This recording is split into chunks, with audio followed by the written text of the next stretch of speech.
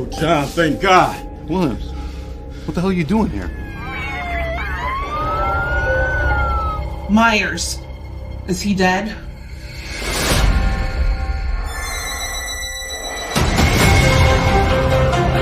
Myers has zero emotion. He has no motives. If he sees, he kills.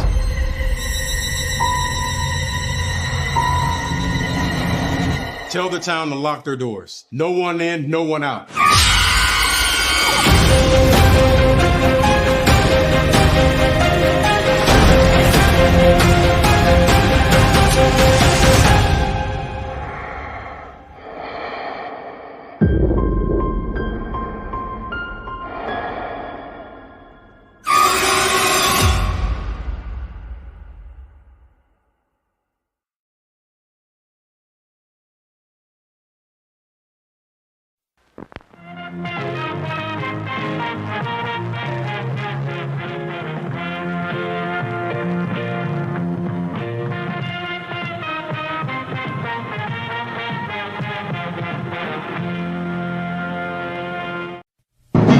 The Jeff Meacham Network's Multiverse of Media. for over 15 years, the recognized symbol of excellence, and the standard bearer in coverage of sports and entertainment. The following program contains strong language that is not suitable for young children. Viewer discretion is advised. JJ, Jeff, you want to kick this thing off? Because I'm still trying to process everything here. Yeah, it's like, who wants to go first? Well, Come on in. It's open mic night with your host. you could maybe say there's really 4 topics, but it's split into 6. The Renegade, JJ Williams. The Sammy and Eddie Kingston thing, which one's the better smelling turd? And his panel of co-hosts. I am founder. We'll call me that for today since we're going with the Jeff Jarrett love theme here this week, according to JJ. The West Coast Professor, Jeff Meacham. Karma is karma is karma. That's professional wrestling! Damn it! The Simple Man, Noah Foster. It's showtime! Yeah! How you doing, JJ? How you doing, Jeff? James. Yeah. And the He-Man, James Hebert. Guys, imagine Baron Corbin, Carl Anderson, and Doc Gallows. The Baldies! There you go! It sounds Get in there! Short his ass and shit the bed. He's not Amber Heard. Give it time, JJ. Give it time. Now, I'm sure Jeff has some stuff that... Dumb move.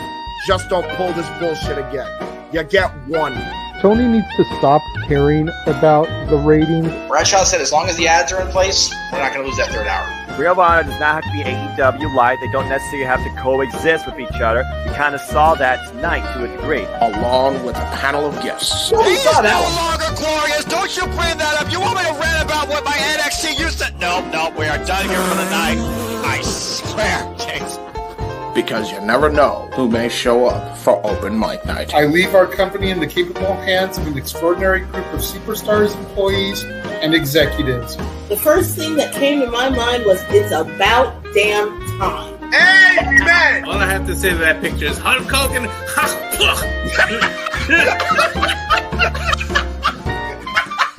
Peyton's new thing is Dennis the Menace, but it's funny because she calls it Dentist the Medicine. And that's great. When Elliot Taylor came out and did Born for Greatness live, I was popping my pussy, having a great time. I didn't care. I was having so much fun. Sit back, relax, and enjoy the show. Fuck Bill Belichick.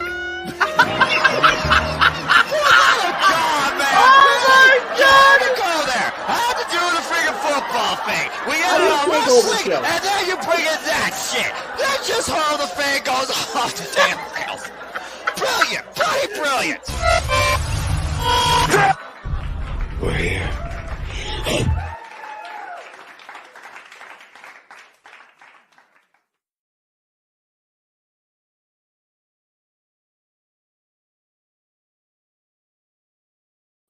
What is going on, everybody? Welcome to this post-SummerSlam edition of Open Mic Night here throughout the Jeff Meacham Network, Multiverse of Media. I am, of course, the voice of the founder because I can't get myself on screen just yet because I'm scrolling. There I am. Good old JM, Jeff Meacham, waiting for my dinner to arrive because that's how we roll. It's my brother's birthday, and I'm getting the remnants because that's how we do it because I'm working. We'll be joined by the panel here momentarily. We are waiting for the Renegade JJ Williams to pop in, but what a SummerSlam we just came off of. Unbelievable. We have new champions almost across the board. Liv Morgan retained the women's championship over Rhea Ripley thanks to that Dirty Dom, and indeed being Dirty Dom. Damn him for that. But it is established for sure that Dominic is with Rhea, and we have a new World Heavyweight Champion in Gunther, and Finn Balor did the business. Turned on Gunther, turned on Damian Priest, and it has just been crazy from there. Walter, Mr. Reliable, Walter Cruz, I'm going to bring him in real quick because I need to pop outside. So, Walter, other than the World Heavyweight Championship and the Women's Championship on Raw, let the folks know what we missed here. We had Cody Rhodes retain the WWE World Championship, and of course, the worst kept secret, Roman Reigns, the original tribal chief, is what I assume is what that shirt stands for with the OTC on it. But I think I'm pretty sure I'm right about that. But he came out and he helped Cody retain, and Jeff pointed it out on the stream that he would not take his eyes off of Roman Reigns. It was a shock to us all. Randy Orton came back during the match. Of course, it was Bloodline rules. We got KO coming back. Of course, the bootleg Bloodline had all their interference. Hopefully, Jacob Fatu is not, serious note, is not completely injured, and he's just selling the hell out of that. But he went for a splash off the corner onto Cody, and it looked like his ankle got caught on the corner of the table, and he got hurt. Hopefully, it's not legit. Hopefully, it was just a sell job, because it was a damn scary. Then we also got the other Queen Nia Jax went ahead and took that title off of Bayley, and what seemed to be a planned fake out of the cash in. Yes.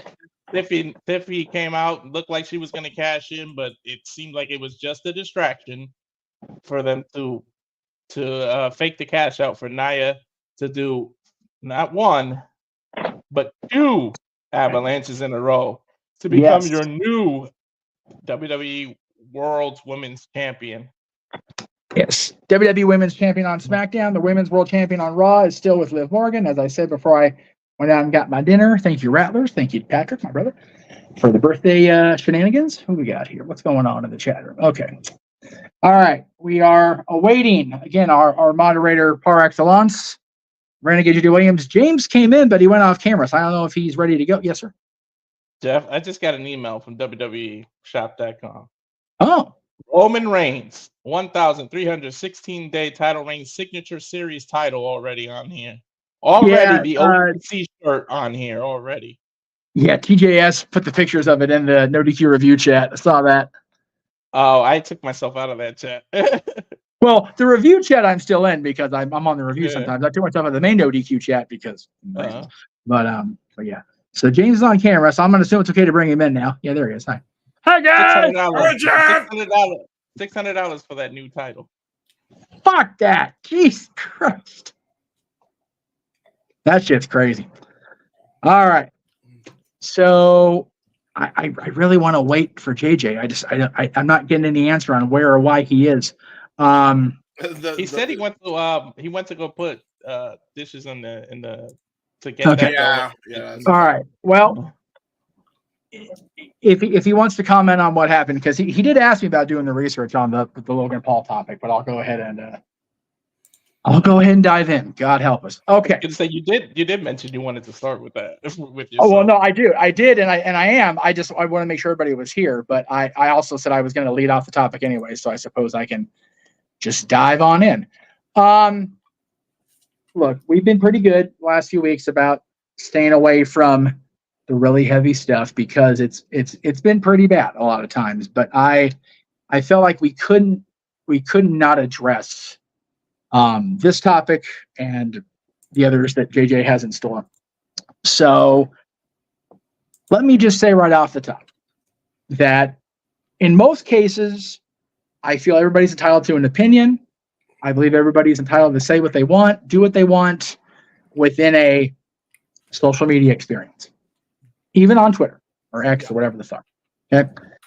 But when you are not only a representative of a brand, but you're also a representative, even a second tier champion of a multinational, a global company that is in partnership with the network that is the primary distributor of an event, you need to be able to police yourself better and keep in check. And this did not happen this week JJ is here, our moderator. So JJ, I went ahead and started. I didn't know how long you're going to be. I didn't want to wait too long to get into the meat and taters of this because I really want to make sure I get my.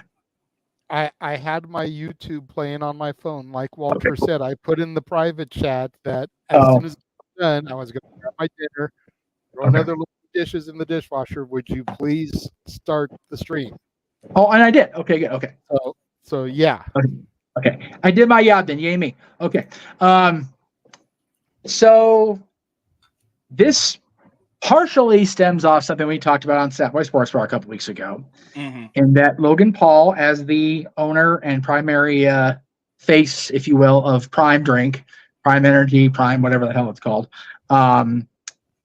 was sued by the U.S. Olympic Committee for unauthorized use of their trademarks in terms of marketing his product. Yeah. I could take it as a simple mistake.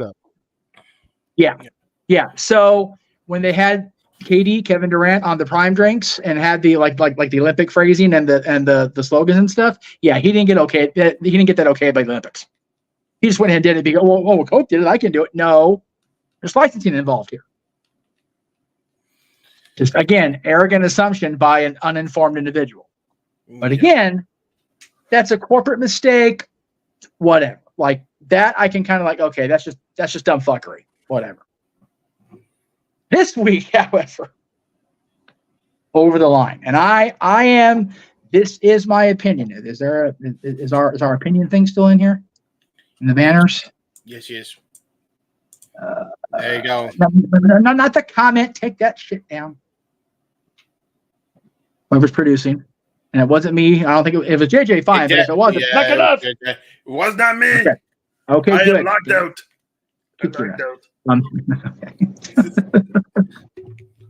Oh, you know where it's in Southwest Sports Front, so that's where we usually get sideways on this shit. Okay. Yeah. Okay, let me edit it so I can. Anyway, these views you're going to hear are of mine and mine alone, not necessarily the Multiverse of Media. But so, as a lot of you saw, earlier this week during the course of the Olympic competitions, there was a boxing match that took place between two females. And the reason I say it, like I said, is because both of them were born female. One of them previously tested with high testosterone levels and therefore was disqualified from previous competition. She's now been led to this competition and won the fight decidedly. Well, not only did Logan Paul talk out about this, but people that I, actually admire or respect, people like J.K. Rowling, who has been very anti-trans, borderline transphobic in her views on social media, which I'm very disappointed in, as well as Elon Musk, the proprietor of Twitter, who's fucked all our lives up by what he's done on that platform, in my not so humble opinion. But Logan Paul specifically said, and I quote, "This is the purest form of evil unfolding right before your eyes. A man was allowed to beat up a woman on a global stage, crushing her live stream while fighting for her deceased father. This delusion must end." Now, that tweet has subsequently been deleted by Logan Paul, allegedly at the behest of WWE PR. The other tweet still remains on his page and says, "Oopsies," like it was just some mistake. "I might be guilty of spreading misinformation along with the entirety of this app. Although she's been previously disqualified for failing a, quote, gender test and has XY chromosomes, some sources say," I can't pronounce her name, I'm not going to try, "it was born of a biological woman. I stand by my sentiment that biological men should not compete against biological women in any sport, and if you disagree, you're a sick fuck." All right, first of all, that last sentence, I 100% agree with. Yep. If you think we should be out here having biological men beating up biological women, especially in boxing, you are a sick fuck. Let me I'll agree with Mr. Paul on that. No doubt about it. Everything else is him being uninformed and coming off like a complete jackass. Yep. And I don't mean the cool kind that makes money on MTV. All right. This is a problem that is so widespread, it is fucking ridiculous. Yep. It is such a debate, but because of the misinformation across social media. Again, I don't disagree with Logan Paul's assessment of the fact that Twitter is very misinformed, but he's using it as an excuse of what he said. No, you showed your balls here. You showed brain. You showed the fact that you're a transphobic idiot because you got information that you thought was 100% correct and you spat it off at the mouth. And that's wrong. You know, I have tried very hard in the last few years to change my approach compared to when I was on NoDQ.com. I'm not saying NoDQ is like this now because they're not. When I was on XMV, as far as either my views towards something or the way I express them. Okay. I have trans friends. I have gay friends. I have, all kinds of friends living all kinds of lifestyles, making all kinds of choices, however you want to phrase it. It is not my place as a public figure, however big or small a public figure I am nowadays, to force my views on my followers who may or may not necessarily agree with everything I say.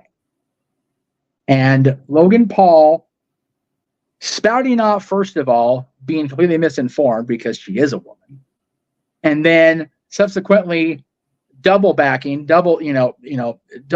himself out of it. Oh, well, everybody else on Twitter did it, so why am I being cut? Because you fucking said it. Because J.K. Rowling said it. Because Elon Musk said it. Neither one of them two have backed off a fucking millimeter. They're still wrong in what they said. They just haven't backed off because they haven't had a team to govern them. They don't think they do need that. They do, by the way.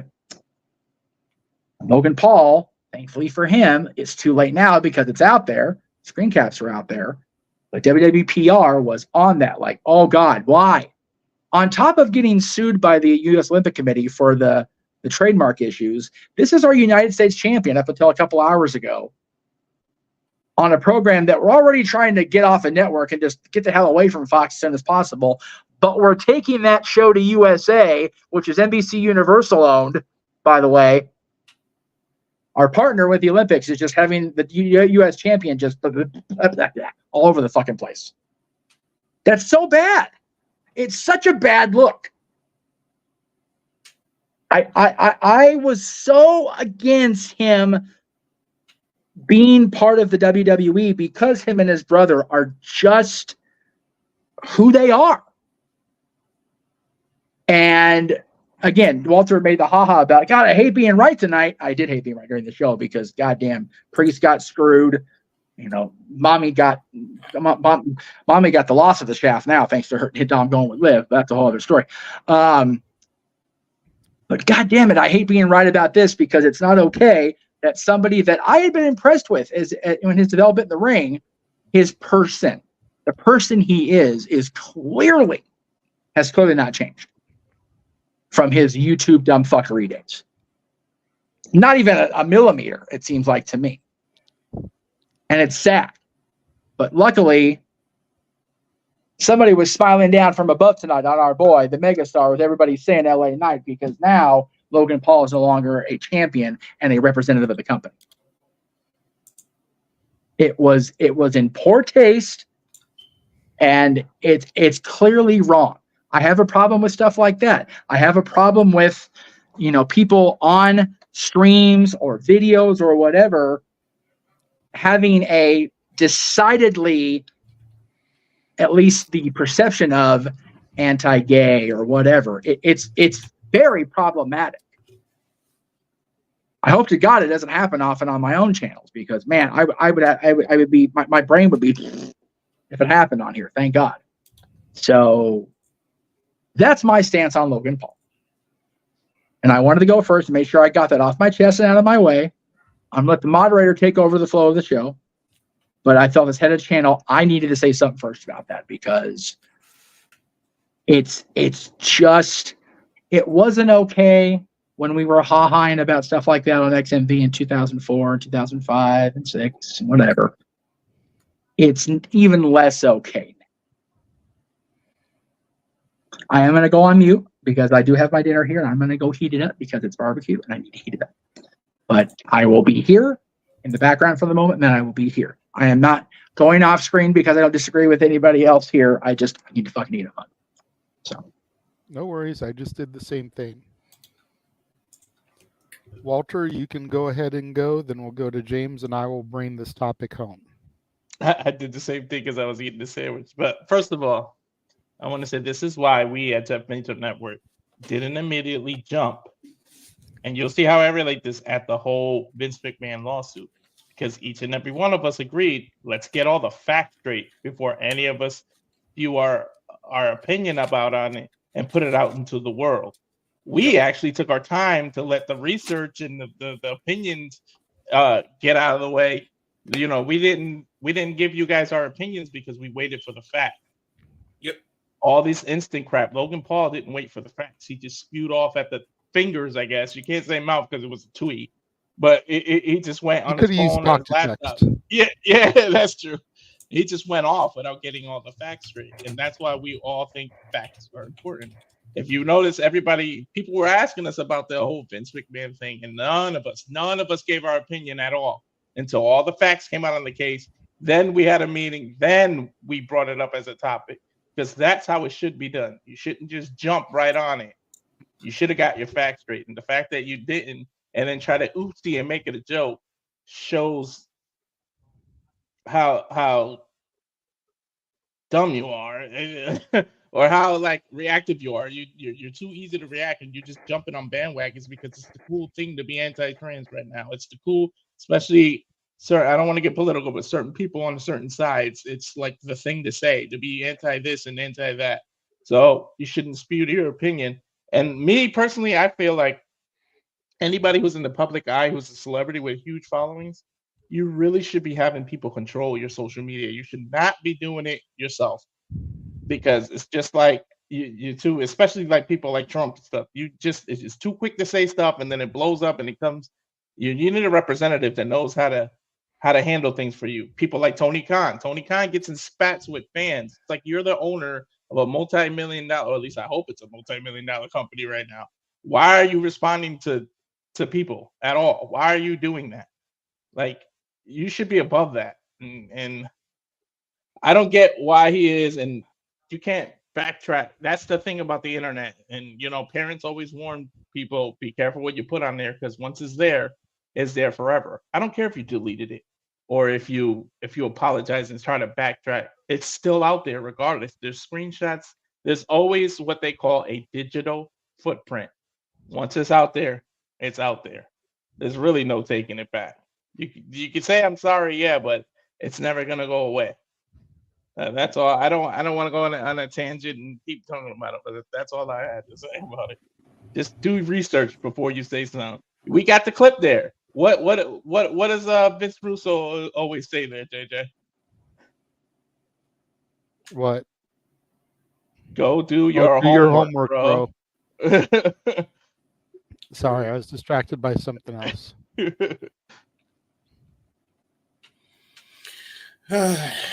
Well, okay, so I heard this shit went down.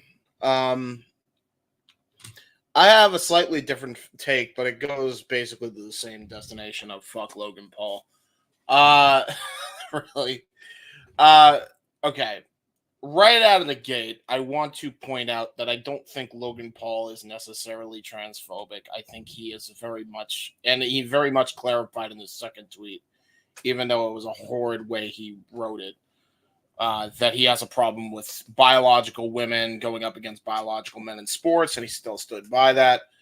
So I tend to agree. That said, there's a better way to go about it than being an absolutely insufferable dick about it. Greg Cherry said this about fucking Val Venus. I'm saying it here about Logan Paul. That's really what it comes down to. And, you know, really let's just kind of, you know, in my opinion, if we want to throw that shit up there, it's already there in the ticker. Mm-hmm. You jumped the gun because you're pissed that the Olympics didn't take your fucking guy for Prime. That's what this is really about. You don't give a fuck about if transgender women go up against transgender. You don't give a shit, Logan. Don't fucking pretend you do. You're just pissed off because you didn't get your way with the fucking Prime sponsorship. That's it. That's it. That a game and ender. And I say that because we know for a fact that this motherfucker has lied, so you can only assume that he's not being honest about his true intentions. That's all he's done. He lied about the CoffeeZilla nonsense with the CryptoZoo crap. He's lied about, the ingredients that were in Prime, if you really want to dig deep into that one. Even though, we kind of all knew it was not exactly the healthiest thing anyway for somebody unless you were doing a sport. You lie constantly. You don't tell the truth constantly. You always speak in PR, and then when you don't speak in PR, you just show your ass like you did here with this. I mean, sorry if I don't buy that that's the reason. I don't think he's transphobic, but I do think he's a liar. I do think he's an absolute temper tantrum child because he couldn't get his way with getting somebody in the Olympics sponsored by Prime because Coca-Cola said, nope, we've been sponsoring Olympics for years. You don't get to just sponsor one of our Olympic players without coming through us. Like that. That's it. That's on you. And, it's one thing to make mistakes. It's another thing to freaking constantly make mistake after mistake after mistake after mistake after mistake, which Logan has done for years. At some point, when do you just throw in the towel on this guy? And not just that, by the way. This guy doesn't just represent WWE. He represents Misfits Boxing. He represents Prime. He represents a YouTube brand. And all of that could go down the fucking toilet because of the way he conducted his shit on Twitter. All because he was basically a man-child because he couldn't get his way and get his fucking sponsorship deal. It's fucking stupid. Like I know people want to say, well, it's two different situations. They just happen to be the Olympics. They happened way too soon for it not to even be considered that was the main reason why Logan snapped. There's no way it wasn't. I don't think he gives a shit about trans people being in the Olympics. Maybe he does, but I don't think he cares. I really don't. I think this stems from he couldn't get his way.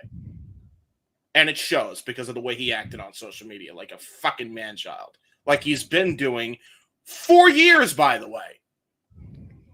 All the way back at the Suicide Forest. Remember that one? Remember how, and back in YouTube, I said that the Logan Paul, the Paul brothers should have been banned on YouTube a long time ago? Yeah. All the way back since then, I've been saying that. Now, here we are now. They really haven't changed much. I tried to give Logan the benefit of the doubt because, god damn it, as much as I didn't want to like him, he's so damn good at this shit. But at some point, that even has to go to the wayside. And looks like, judging by tonight, that night was tonight. So, you reap what you sow, fucker. Fuck Logan Paul. Simply put. All right. I don't know. Like, I don't even feel right speaking at this point because, like, I don't want to act like I'm justifying what happened, but every single one of us has gone off of misinformation before. Yep. None of us are innocent in that. True. Hell, I was a petty ass fuck on Greg's channel in his live chat room about Maven.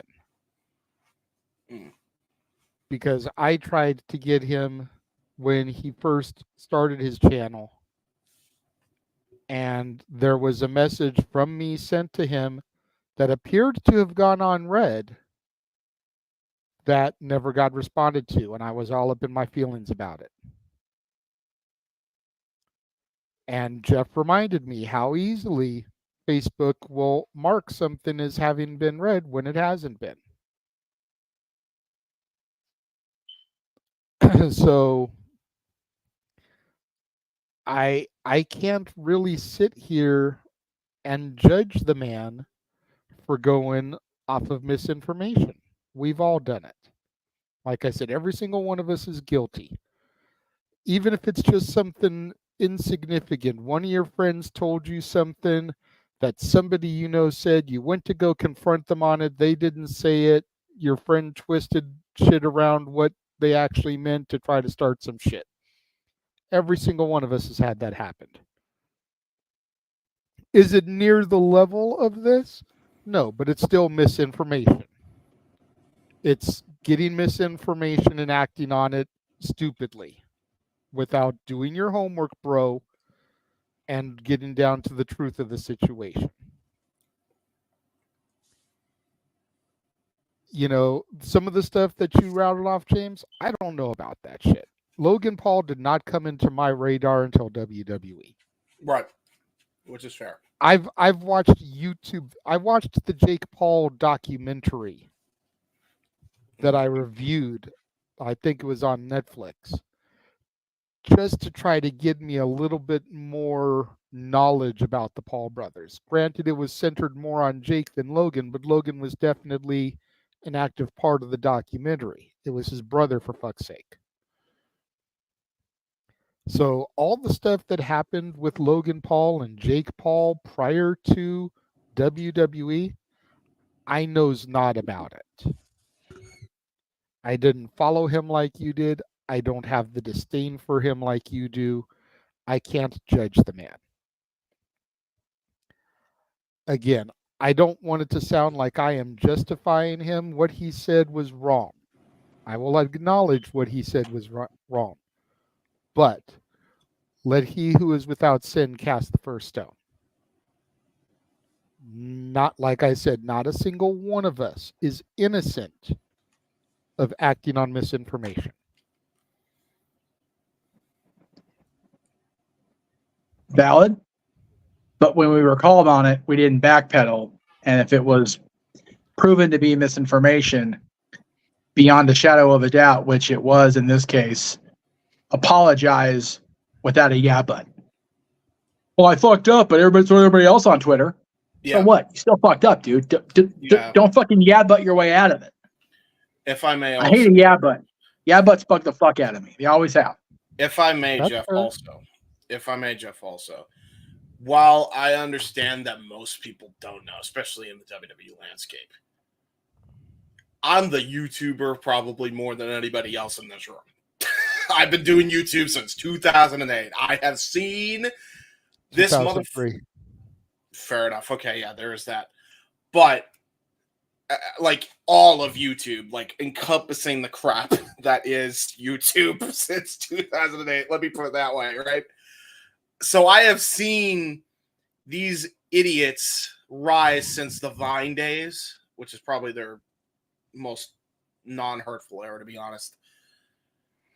I wanted to try and forgive and forget with Logan because he came into my sport and he actually took it serious and fell in love with it. And I wanted to give him the benefit of the doubt. Then the crypto stuff happened where he got called out by YouTubers who were investigating his scam there. And then he didn't even win his last fight in Misfits. He won, I think, what was it, via DQ. He didn't even win like any other way. He won by DQ. A win is a win is a win. A win is a win is a win, not his fault, but he was going to lose that fight, so it wasn't great looking. And then he lied about the prime ingredients. If you really want to dive into that, I'm not going to get into that here. Then, this whole prime deal. Oh, and by the way, he's suing the guy that exposed him for the crypto scam on top of that. After he was starting to pay back the people that he scammed, and his idiots that sold him a bill of goods scammed. So at some point, yes, this particular mistake, all of us have made. But then but like Jeff said. At what point do you just say, This guy's a liar, and he finds a way to manipulate his way out of any situation and say, "Fuck it, I'm done." Right? Like this is where I'm at with the guy now. I never want to see him on my TV again. If he's on my TV, I'll call him. But like, Jesus Christ, dude! Like, get a grip. And again, going back to my point about let he who is without sin cast the first stone. How many of us have tried to backpedal when caught in a lie? How many of us have tried to save our own ass when caught in a lie? If you can sit here and honestly say that you have never tried to lie to get out of getting caught of a lie, yeah, cool. But every single one of us has. In a public forum, attacking a certain group of people or groups of people, I will. I'll sit here and say I haven't fucking done that because I haven't. In my private life, yeah, I will agree to that. I'm not saying about public forum, but I am, because I'm talking about his bullshit on Twitter. What is the problem? Yeah. He wants to talk to his brother or the woman that actually agreed to marry him or whatever about how he feels about people competing in the Olympics. I don't give a fuck because I don't have to see it. Fair. Yeah. But when you're on a public forum and you represent several companies, be it your own company or somebody else's, you need to manage your public relations better. And that's not just him either. Fair. To go to Walter's point along the same level about needing a PR team to handle that stuff. Yep. The only problem with that is if the people in your PR team have the same beliefs that you do. Yep. Okay. Ass kissers. And you don't have somebody there that is neutral. Basically a Noah Foster, an oak. Well, that's going to tell you this is wrong. You can't put this out there. I'm not going to put that out there for you. Because if your PR team, your executive board, your underlings all have the same philosophies as you, they're not going to stop you. This is why most level-headed corporate owners or corporate entities have unbiased PR teams and why they can manage it well. There are certain parties, Donald Trump, that don't have those people in place because they all believe like he fucking believes. Let's leave him out of it. This has nothing to do with him tonight. Well, keep focused on Logan. Okay.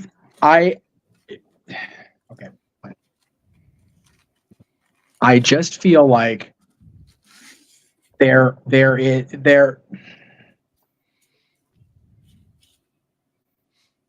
I don't feel there is a way to defend him. And I'm not saying you are, but the whole let he who's without sin cast the first stone, again, that applies on different levels. He's out here in public, spouting off based on being misinformed.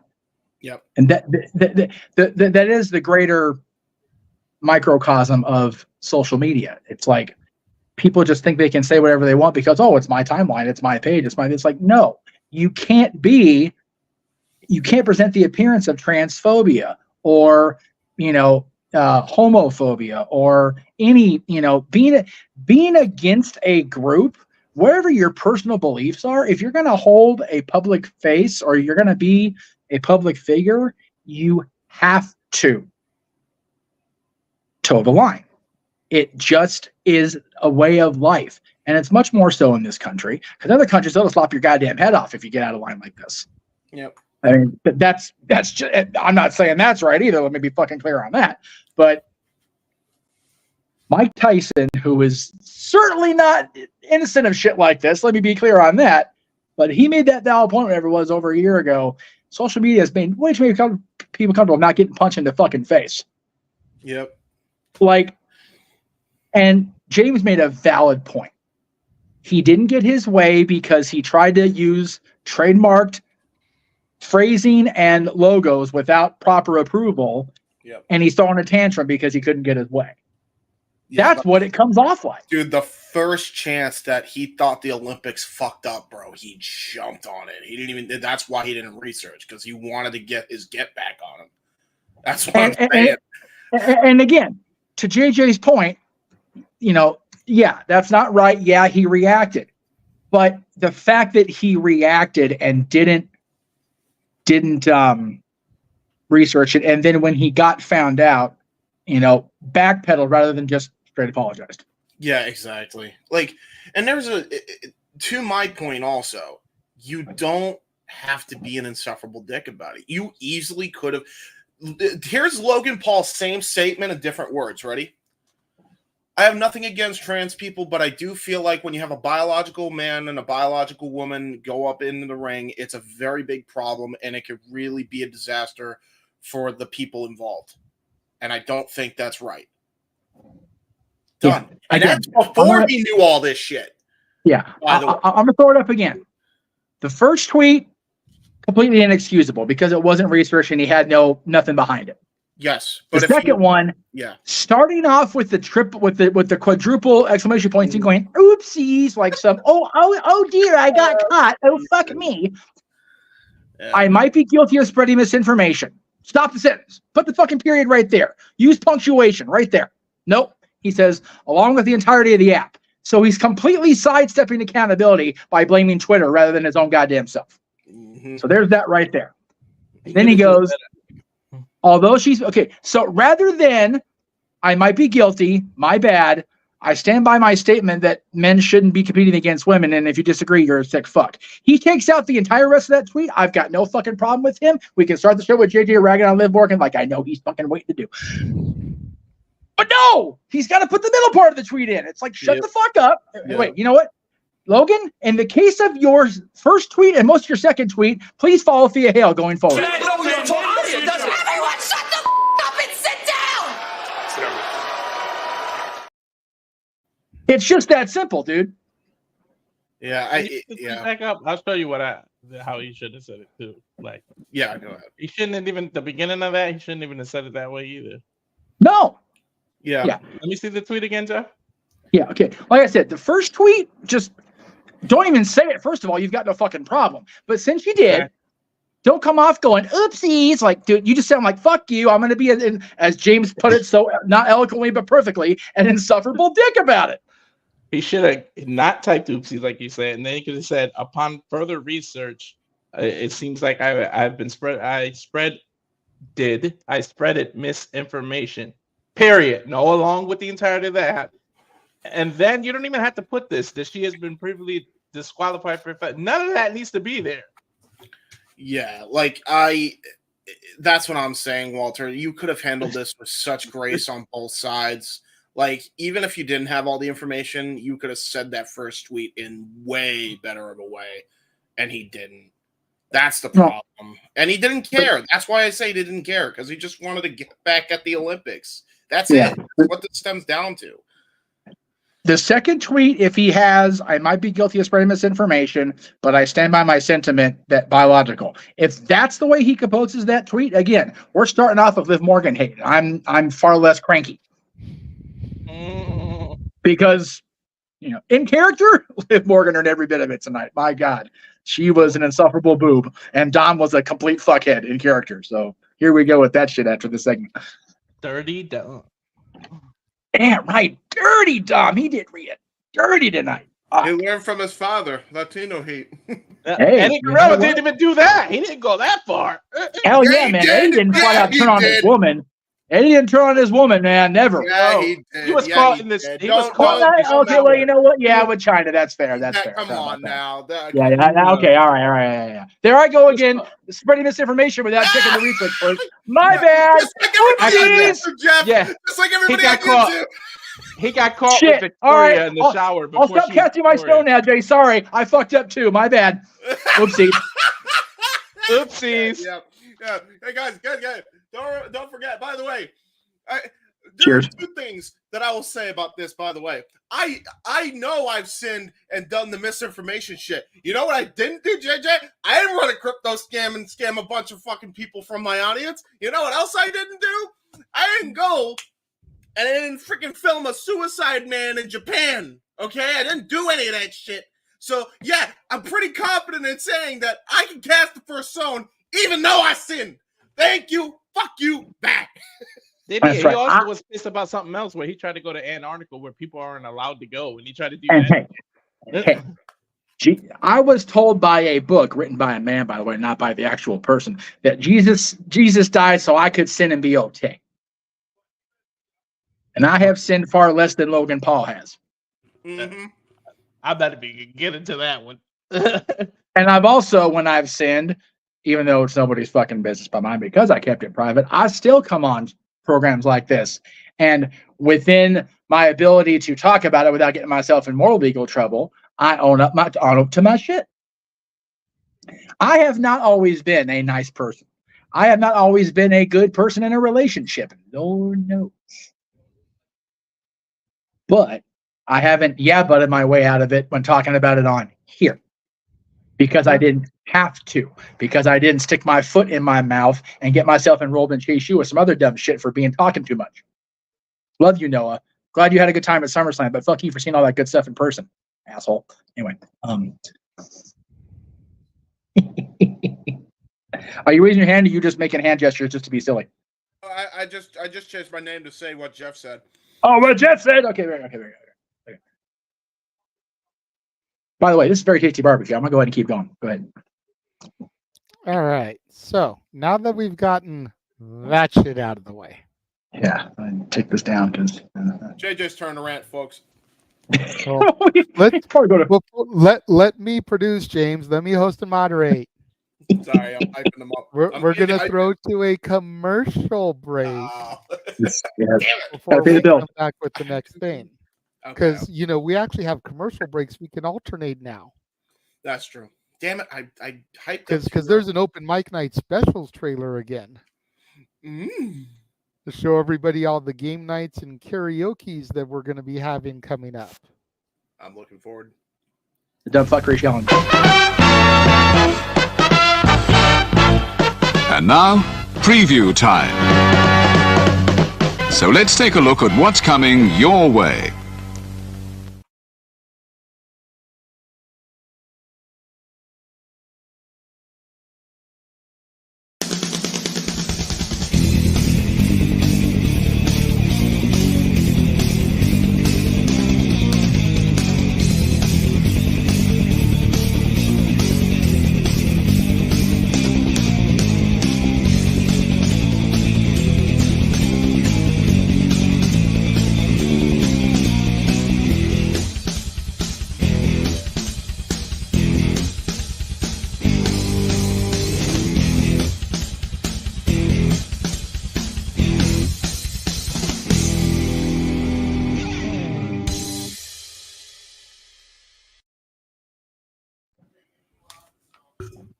All the money grabs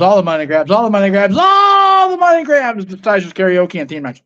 I almost forgot he wasn't here. I should have did it for him. Oops. I'm glad, by the way, I didn't notice this until tonight that we had the fucking anniversary show at the wrong part of the segment. The wrong part of the commercial. I'm like, it's at the end of 2025 and I had that shit planned yet. It's because of the way you sent them to me. Yeah, I know. The order you sent them to me, I thought that was the order they needed to go at first. No. And then I realized, oh shit, that's in the wrong spot. So when I made the new watch along trailer with the one for Raw, with Survivor Series, with the NXT on CW for the 1st of October, I fixed it. Survivor Series and fuck it Vancouver because they can't give us another PLE yet, bastards. Senor Renegade, he fixed. Yes, I fix. Therefore, he So everybody seems to think that I really want to go the fuck off on Liv Morgan, and while I'm not exactly happy that she won, I think people have preconceived notions more so than anything because. Like, I could come up with a diatribe if you really want me to go off on her. But I wasn't going to. I think people just, worked themselves into a thing about it. You did say on the air during the PLE that you were going to wait to give your opinion until 8 o'clock. So that is true. But it's just one of those things. I will say this. Liv's last title run was hot garbage. They didn't want this one to be as much of a hot garbage situation, so now they've given her the heel turn from Dom.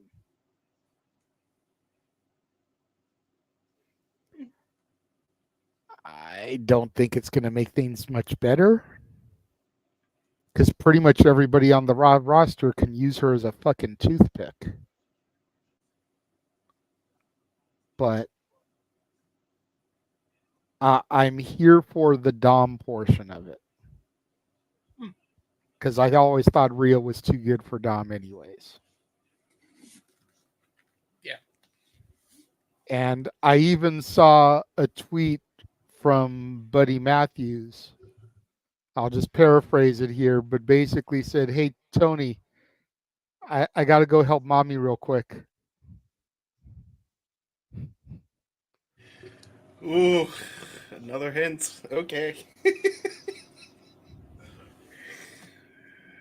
But yeah, so To paraphrase the Casa, JJ, that's how Dom's gonna get fucked up.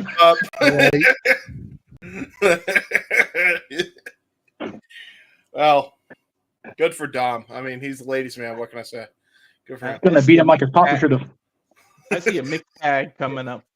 TK, can I help mommy real quick? That was the tweet. Dude, I don't know, man. Things are happening. I don't know what's going on. Some fuckery's afoot right now. If that's the way that Prohibitive Portal gets even edged open, let's fucking go and let's just see what happens. Yeah. Well, I think the way that Prohibitive Porthole is going to get edged open, and this wasn't on the agenda list, but it's a good little segue, is the photo that was leaked earlier this week of the meeting between Shane McMahon and Tony Khan. Mm-hmm. Some people seem to think that Tony Khan, or that Shane could be coming to work for Tony Khan. Some people seem to think that Shane may be sent in as a liaison of sorts to possibly try to buy AEW from Tony Khan.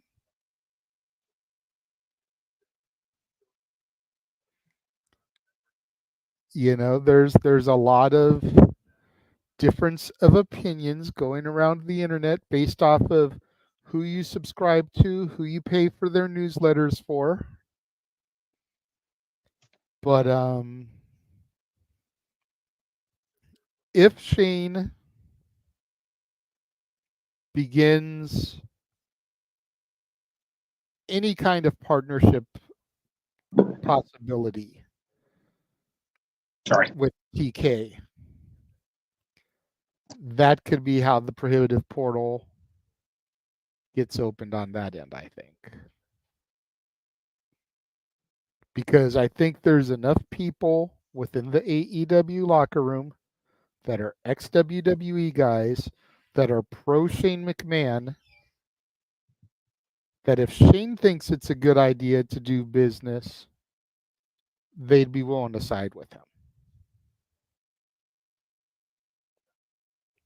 Whereas with Tony, they'd be like, I don't know about you, sir.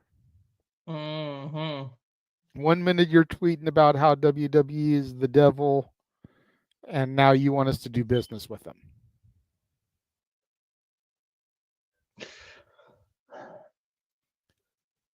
And to Emmanuel's point, that photo does look cringe, but if you believe everything you read on the internet, and I don't want to be spreading misinformation, but if you believe what you read on the internet, a certain CEO snapped that photo. All I know is, considering she's I think she's the most recent AEW signee to come from the Fed, I could believe that she'd still be good with Shane O'Mac to have possibly been in there and gotten that image.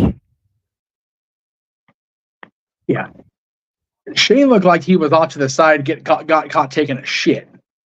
Right. And TK looked like he got walked in on when he was in the middle of a bedroom session with somebody. Like, oh, my wife caught me with my pants down. Sky But WWE's the Harvey Weinstein, right? Anyway. Shane McMahon isn't Amber Heard. Well, I didn't say shit to bed. Give I it didn't time, say shit to JJ. bed. Give it time. Well, you two stop reenacting the opening. Yeah, I didn't say shit to bed. We redid the Baldies gimmick. Dale tiempo. Dale We do tiempo. that one too. The Baldies gimmick was a necessity along with the Haktua because some need to be exorcised from that shit because he runs his mouth too goddamn much even more than Logan Paul does. The original Hawk Tour. Original Haktua, that's right. Way before Homegirl did it. And after how much the fuck Hogan did, Haktua on him all day. Jesus H. Christ. Anyway. But yeah, with Shane, again, a lot of skin on that chicken. That's gross. I would like to believe that if anybody in that bloodline could be a bridge between the two companies after the craziness of the old man and the loose lips of Tony Khan, it could be Shane. You know, Shane, for whatever reason, even more so than his mom now, seems to be the level-headed one of the bunch. Okay. You know, Playing devil's advocate here, though. Okay, that might be the wrong word. AEW doing any kind of business with someone with the last name of McMahon, probably not the best look for them until the Vince thing gets settled, though. Because there's a stigma. It's an unfair stigma, but it's a stigma. It's still the son of the old man. It's like having the last name Simpson. Well, Trump. Well, as far as Orenthal James, yes. Yes, definitely that bloodline is, well, half it's all over that apartment complex. But anyway, Sorry, you that, said bloodline. oh, okay, there you go. I thought you had your hand up. No, sorry. Sorry. Unfortunately, you can't see all the way up to see the one, but it's my arm up acknowledging the bloodline. Got it. No. I don't know if it's necessarily true anymore about the last name. And I say that because when all that shit was first going down, like you noticed, none of them appeared on television. But then Stephanie did an intro for WrestleMania. Stephanie was at ringside just a couple hours ago. She still got good PR, at least for now. Mrs. McMahon, Linda, has sided who she sided with in terms of the political side of things. And when that happened, you either love her or you hate her. There's no in between anymore, unfortunately. I feel how I feel. Other people feel how they feel. Shane McMahon has purposely kept himself out of the spotlight. Yes, the last news we heard about him, the last rumor and innuendo we heard about him was that he was getting blamed for the Royal Rumble being such a clusterfuck when he was in it. And after that, the last time we saw him was when he was trying to outdo his papa and his brother-in-law with quad tears. And granted, he did a bang-up job of it. Had to ad-lib. Yeah, bang-up job of it because he got carted the fuck out of there like his old man and his brother-in-law. But Shane, I don't think ever really had the full-on Vince McMahon stain on him because he left as long ago as he did. And yes, you know, a McMahon male is never going to have a good look post Vincent J. That's just the unfortunate nature of things. And the fact that grandson looks so much like Vince, circa 1970s, early 80s. Declan could be a clone of Vince. And fuck, with technology and how much money they have, who the hell knows? I saw a picture and I'm like, okay, put a suit on him, comb his fucking hair, he could be Vince McMahon 1979. So, but I think the intense dislike or outright hatred of the McMahons has lightened. The intense dislike and outright hatred of Vince will probably never go away now, because there's been so much shit that's come out of the woodwork now. They partially pried that door open to the floodgates, and the dam broke. Again, I'm not a fan of retroactive condemning, and I said that when the shit happened with Bill Cosby. But if he's guilty of all that shit, then yeah, lock him up, throw away the key. If Vince is proven guilty of that shit, lock him up and throw away the key.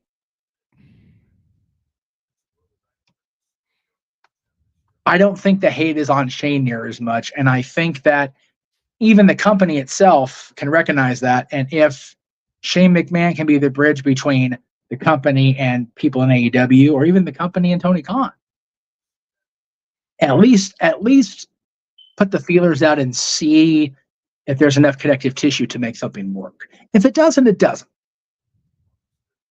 But one of the greatest athletes I ever saw live in person, and is still a tremendous PR person now, said, "You miss 100% shots you don't take."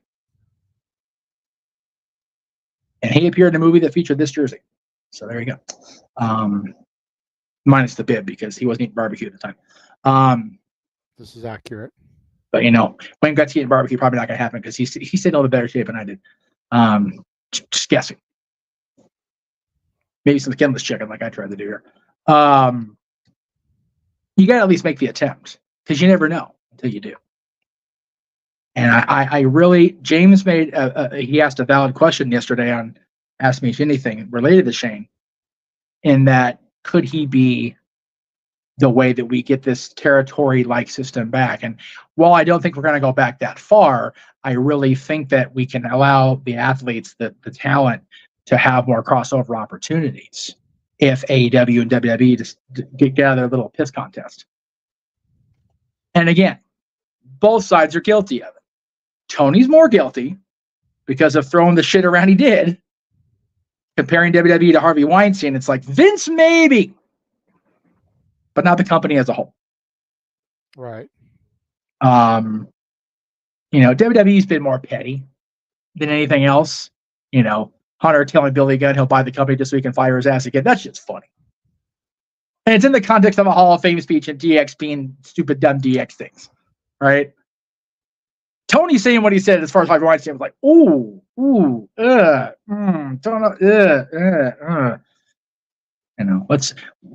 let's sweep. Good Tony. That's a good Tony. Give me the fucking phone. Again, PR is a beautiful thing when you have it in place. Is Shane the connective tissue? Possibly.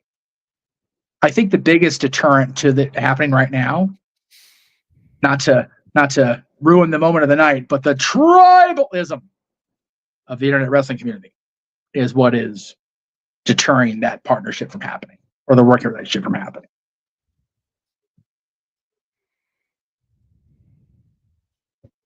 And I don't know if Shane's connective tissue is enough to reformulate those bonds that have been lost already.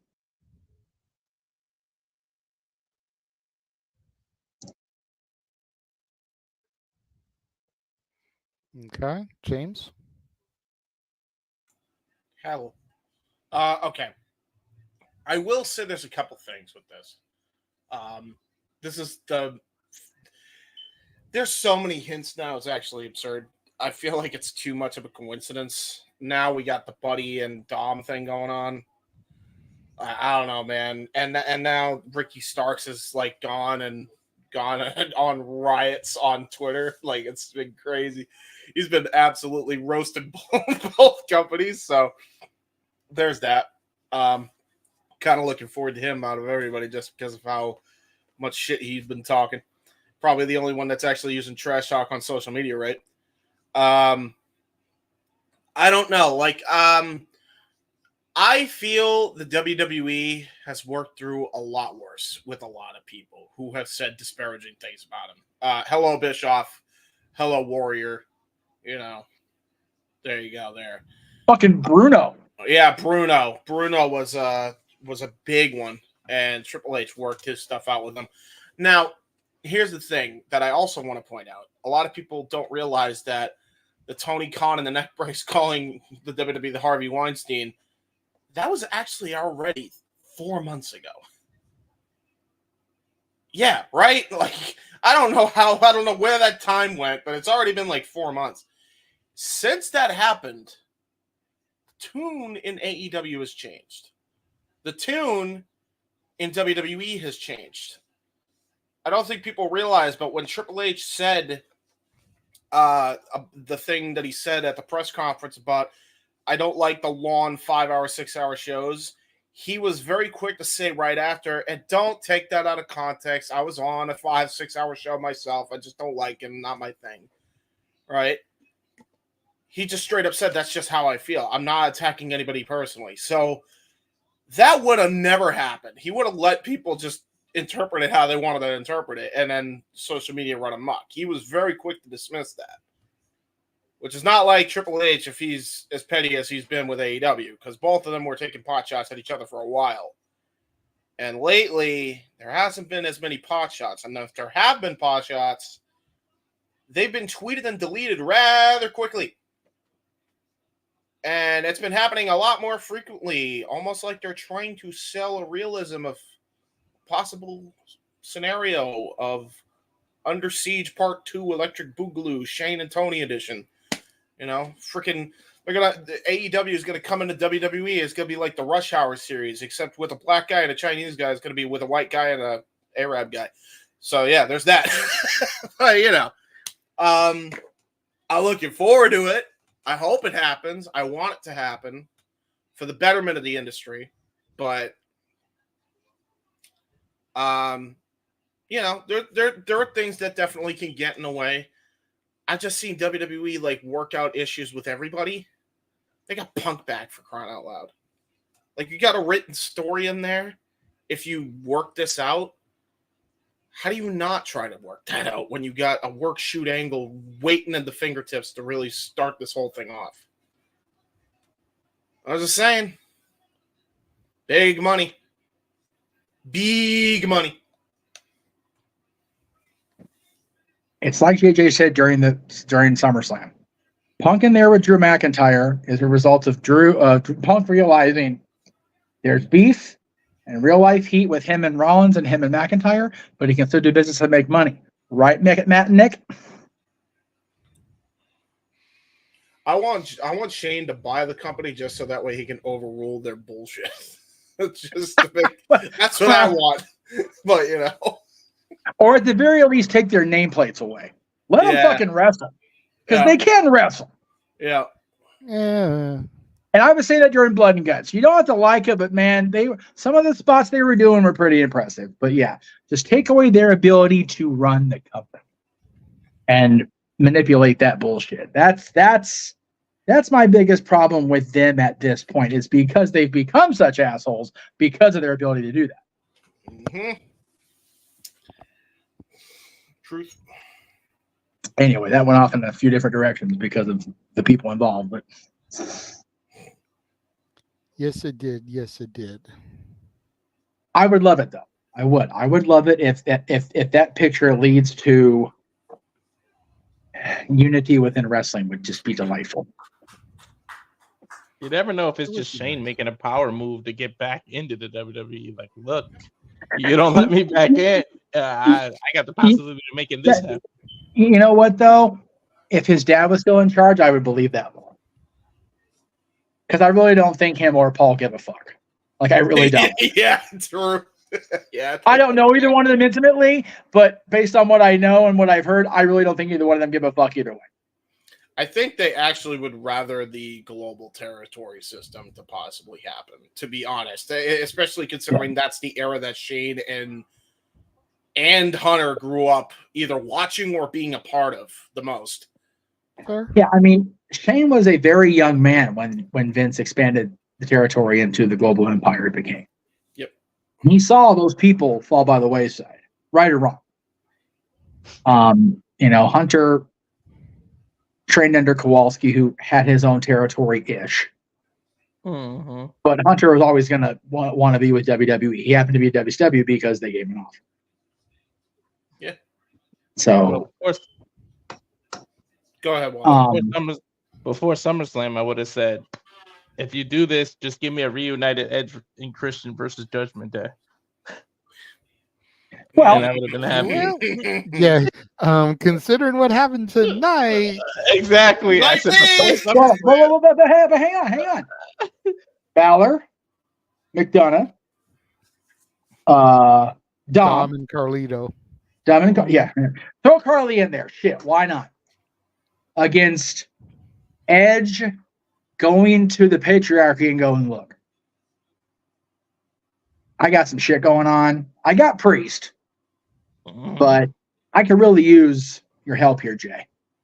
And having Christian and Luchasaurus or Killswitch, excuse the fuck me. No, go ahead and say Luchasaurus. Killswitch. Okay, good. Luchasaurus. No more slave names, by God. My show. Big G kept saying Walter. I know. I'm going. You know what? No, I did too. I pointed that out on commentary that it took a while for both Noah and James to break themselves of that habit. Yes, and you know what? With all respect to his past, Walter wasn't the greatest Intercontinental Champion of all time. Walter wasn't King of the Ring, and Walter is not your World Heavyweight Champion. I've never been IC champion. No. I've held it before. Yes, I know. We both did the same day. Yeah. Can't find my fucking picture with Mike now, but I did. It did happen. I was there. I have witness proof. I also held the oval one when Booker brought it to 5 Star Comics. You did. That's true. I don't know if I ever held the oval one in my hand. I don't think I was friends with anybody or saw anybody during that period that I would have actually had in my hand. The only belt I got is the pelt that goes around my pants. So there you go. I got very these important three belt right here. Yeah. Very prestigious man, the Renegade. Yeah. Two of those, including that Ring of Honor title that I only paid $20 for. Yeah, true. And the replicas on the sides of you've actually held the real ones in your hand at some point or another. So, as have I.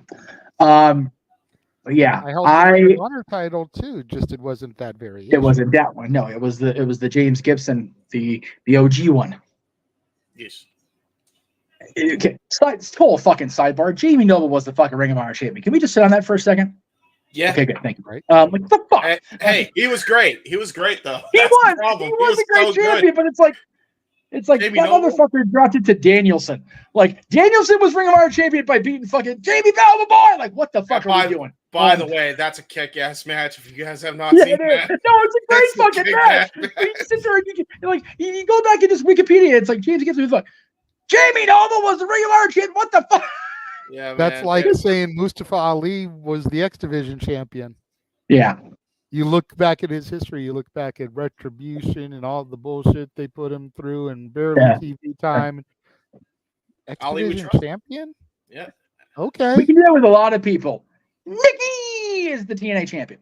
Okay. Yeah, true. That's true. Hey, Vinny Vegas was WCW Tag Team Champion and WWF World Heavyweight Champion and WWF Champion. Triple Crown. No. If you're gonna go there, fuck Vinny Vegas. Oz. Yes. Yeah, Oz. Yes. Yeah, I was gonna Oz go there. was the WWF super champion and the shredder. WCW champion. Yeah, that's true.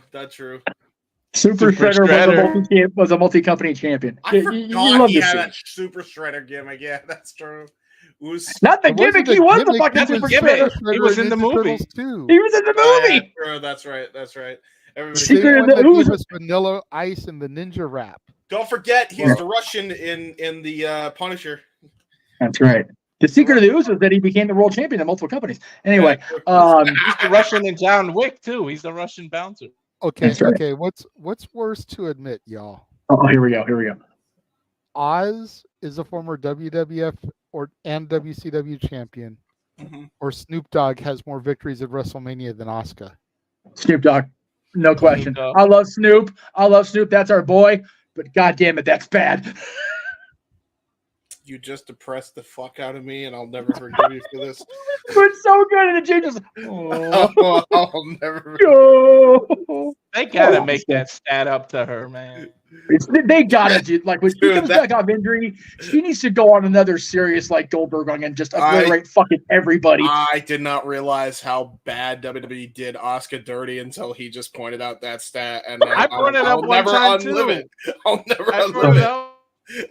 Dude, I just had a PTSD flashback of her losing to Charlotte Flair. I can't. I don't want to live. I don't want that time. I don't want that time. Go back. Instead of being undefeated, she's unvictorious. Oh, God damn it, Walter. You're making She it has worse. not won a single match at Mania. Granted, most of them have been tag. I know. Most of them Go all the tag. way and do the opposite of the Taker streak. Oh, God damn it, Walter. Stop it. You're making it worse, Walter. For the love of God, somebody get Will Smith the flashy thingy James. Jesus. 0-21, and then she finally wins one. Oh my God. You realize how long her career is going to have to be to get 21 WrestleMania losses first? Fuck, dude. That's terrible. No. Oh, it'd be so sad. So we thank Shane McMahon for giving us the topic that we went with. Time out real quick. We got Noah just popped into the chat. Oh, for real this time. Holy hell, what a night. Just chilling in a hotel lobby. Have a good night in chat, gents. I finally got to meet Indie Darling SC. Nice. It was great meeting her. Bro, No, we I love hope you had a blast. Even though we said multiple times on the watch along, fuck you for everything you got to witness. That's right. Just saying, though. No, seriously, you're sitting there laughing, dude. He got to see the rise of Braun Breaker and LA Knight as champions. He got to see a teased cash-in by Tiffy Time. He got to see Gunther become World Heavyweight Champion. He got to see the return of the Tribal Chief. He got to see the downfall of the Judgment Day. Fuck you, Noah. I love you. I missed you tonight. I had to carry that shit as play-by-play, man. But fuck you and everything you got to see. Hey, Noah, how about that kiss at the start with Dom and Liv, huh? You like that one, Noah? Huh? I know I would have liked that one. It went over his head. No, I know. No, I'm sure it didn't. I'm sure it didn't. He knows exactly what was going on. Listen, Noah knows about the basic fundamentals. He just doesn't know about the innuendos. Right when it comes to falling snow. No, Noah, for all intents and purposes, she just needed CPR. That's she was standing up. Anyway, and Noah, I hope you're ready because this is going to be a thing. We're doing a watch along for the fallout of Raw this week. Yes, because Walter hooked me up with his Sling, so I can see it at the East Coast feed. Yay! I never have to use Discord again. You die! Because fuck, that thing would kill my computer. Dude, yeah. We was having issues. Oh no! Oh my God! Oh my God! Your reason for absence is not your fault, but it's like, God damn it, dude! Discord's such a bitch. I know. He thought it was me, like moving the screen. I'm like, it's not me, dude. It's the damn app. What? Yeah. Oh man, my apologies. I wish I was there. My sorries. Okay, sorry. so right. I am deleting that comment. That's nasty. Inappropriate, bro. Yeah, no. I'm not. I'm not No, timing you out. I'm not timing you out. I'm not banning you, but I'm deleting that comment, man. Come on. I can read on the air if it's bad enough to delete, James. What's wrong with you? I'm just going to say it on the air. Well, I mean, hey, we got to take responsibility when we fuck up, right? That's why we deleted the comment instead. It's like, fuck. We did the Matt Hardy to it. That's a good James. That's a good James. Nice James. Nice James. I can pat your head like Mansfield now. Jesus James, Christ. private chat. Private chat. Okay. Read the private Don't read chat. it. You know what he said. Don't read it. Don't read it out loud. Yeah. Oh no. Yeah, right? It's like I don't want to think of it. It's bullshit anyway. Anyway, some of us partake in that whether we want to or not. Okay, I'm just saying. That's true. Before we get to our next topic, we are going to take another commercial break. Show everybody the updated watch along trailer. God damn you, Walter. Commercial quickly.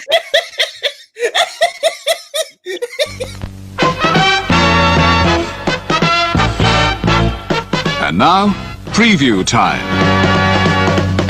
So let's take a look at what's coming your way.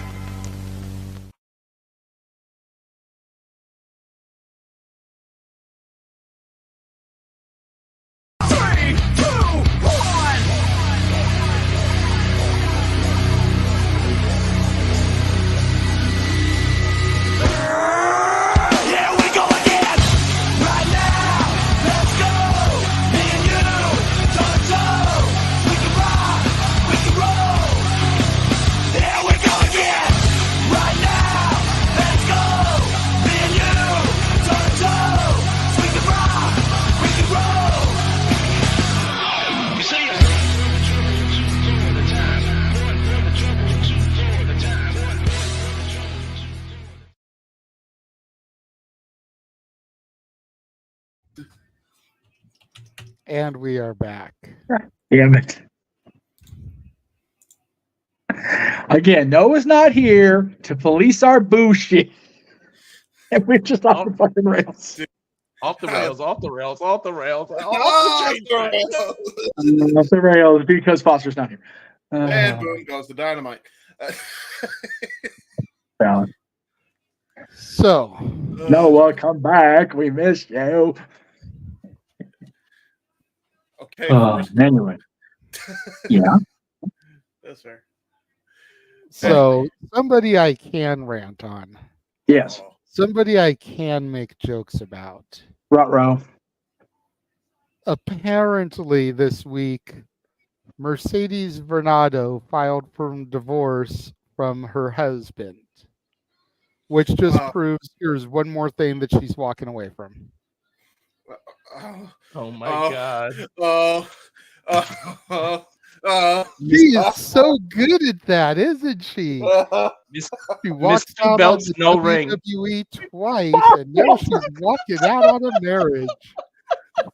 What is wrong with the pair of you? Fuck. She's two belts, no ring. Oh my God. Oh my God. Damn it, you guys.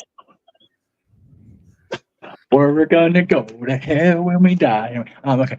Oh my God. Wrong button. Fucking hell. That's all, folks. No, not yet. We're gonna talk about it. It is news. It's just one of those. If I remember the story right in the first place, they got married rather quickly. Too quickly. She was already away from WWE and really hadn't signed anywhere or made any indications. So her career was just kind of in flux. And again, perception. That's all we're going off of, at least on my end here. The perception was her entire life was in flux and chaos, and she just, was in a relationship with this person. And okay, sure, why not? So it really is. It's just one of those things. Everybody knows me at this point. I am just a non-believer in marriage because I don't think a piece of paper should dictate how your life goes. You love somebody, cool. You want to live with them, cool. The government gets a hold of it and puts paperwork on it, dangerous. That's fair. Full disclosure. When Dylan's mom and I were happy for that 45 seconds, we realized that us getting married would negate her ability to get medical insurance because of her pre-existing condition. Good friend of mine has the same problem, a Disney YouTuber and podcaster I'm friends with and familiar with. His lady has all kinds of medical issues, but they are married in every way but that little piece of paper that says so. He also considered her fiance and girlfriend, and it's beautiful, and they love each other, and it's gross, and it's but they're cute as fuck together. Marriage is just another way for the government to go, okay, here's how we're going to control your life today. Yeah.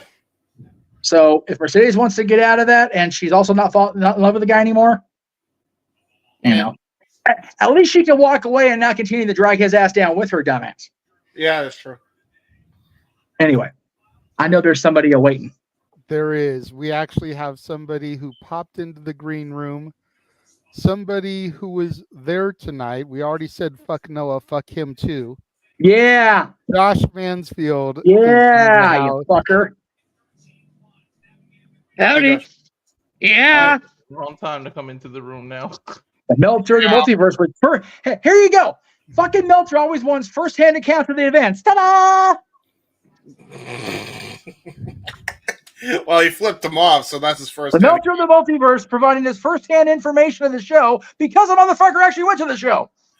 Yep. Now, do you mean that literally? Because he just flipped Dave off. So I did not mean it literally because I don't want Mansfield anywhere near the position where he's going to be fucking Dave Meltzer because nobody wants that. Nobody wants that here. I already Nobody said wants fuck you that. to Virtue Getting when I back was on on Aaron's track. stream. Getting back on track. Yes. How was your experience, Josh? We saw the pictures. We know that you got to hang out with and have lunch with the simple man, Noah Foster. We know you were there. Like I said in jest, I said it on there directed towards Noah, but fuck you for everything you got to see. You got the rise of Braunbreaker, the rise of LA Knight.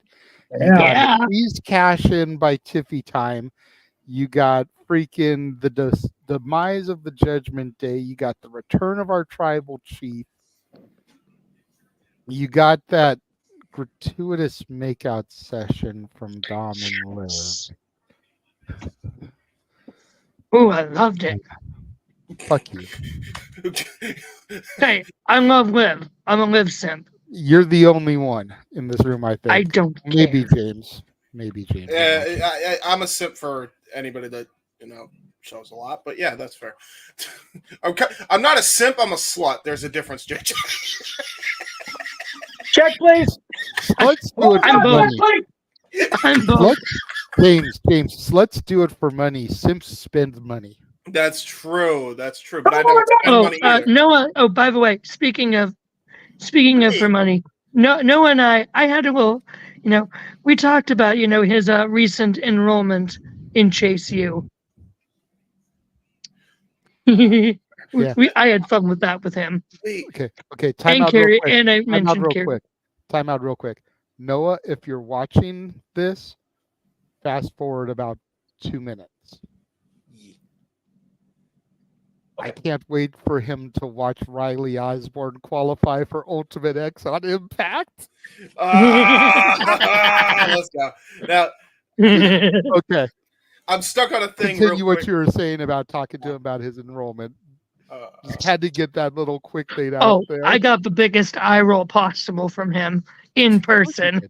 Because it was fun, because we give him shit online about this, but me being able to do it in person on behalf of y'all, it was fun. Now, I made clear to him that him joining Chase U was a you guys thing, because it was your stipulation, JJ, for you being able to watch football. Yes. And I told him, I'm sorry, Noah, you got caught in the crossfire of my shenanigans.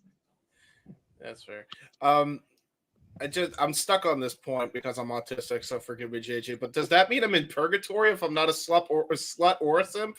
Because I don't spend I'm money. both, so I couldn't tell you right now. I'm too tired. That's fair. So, but back to the actual show. I'm a married spud. What? I'm a married spud. Home run, Walter. Good job. And to Arlene's point, that is accurate. And again, we appreciate the hell out of you guys for that.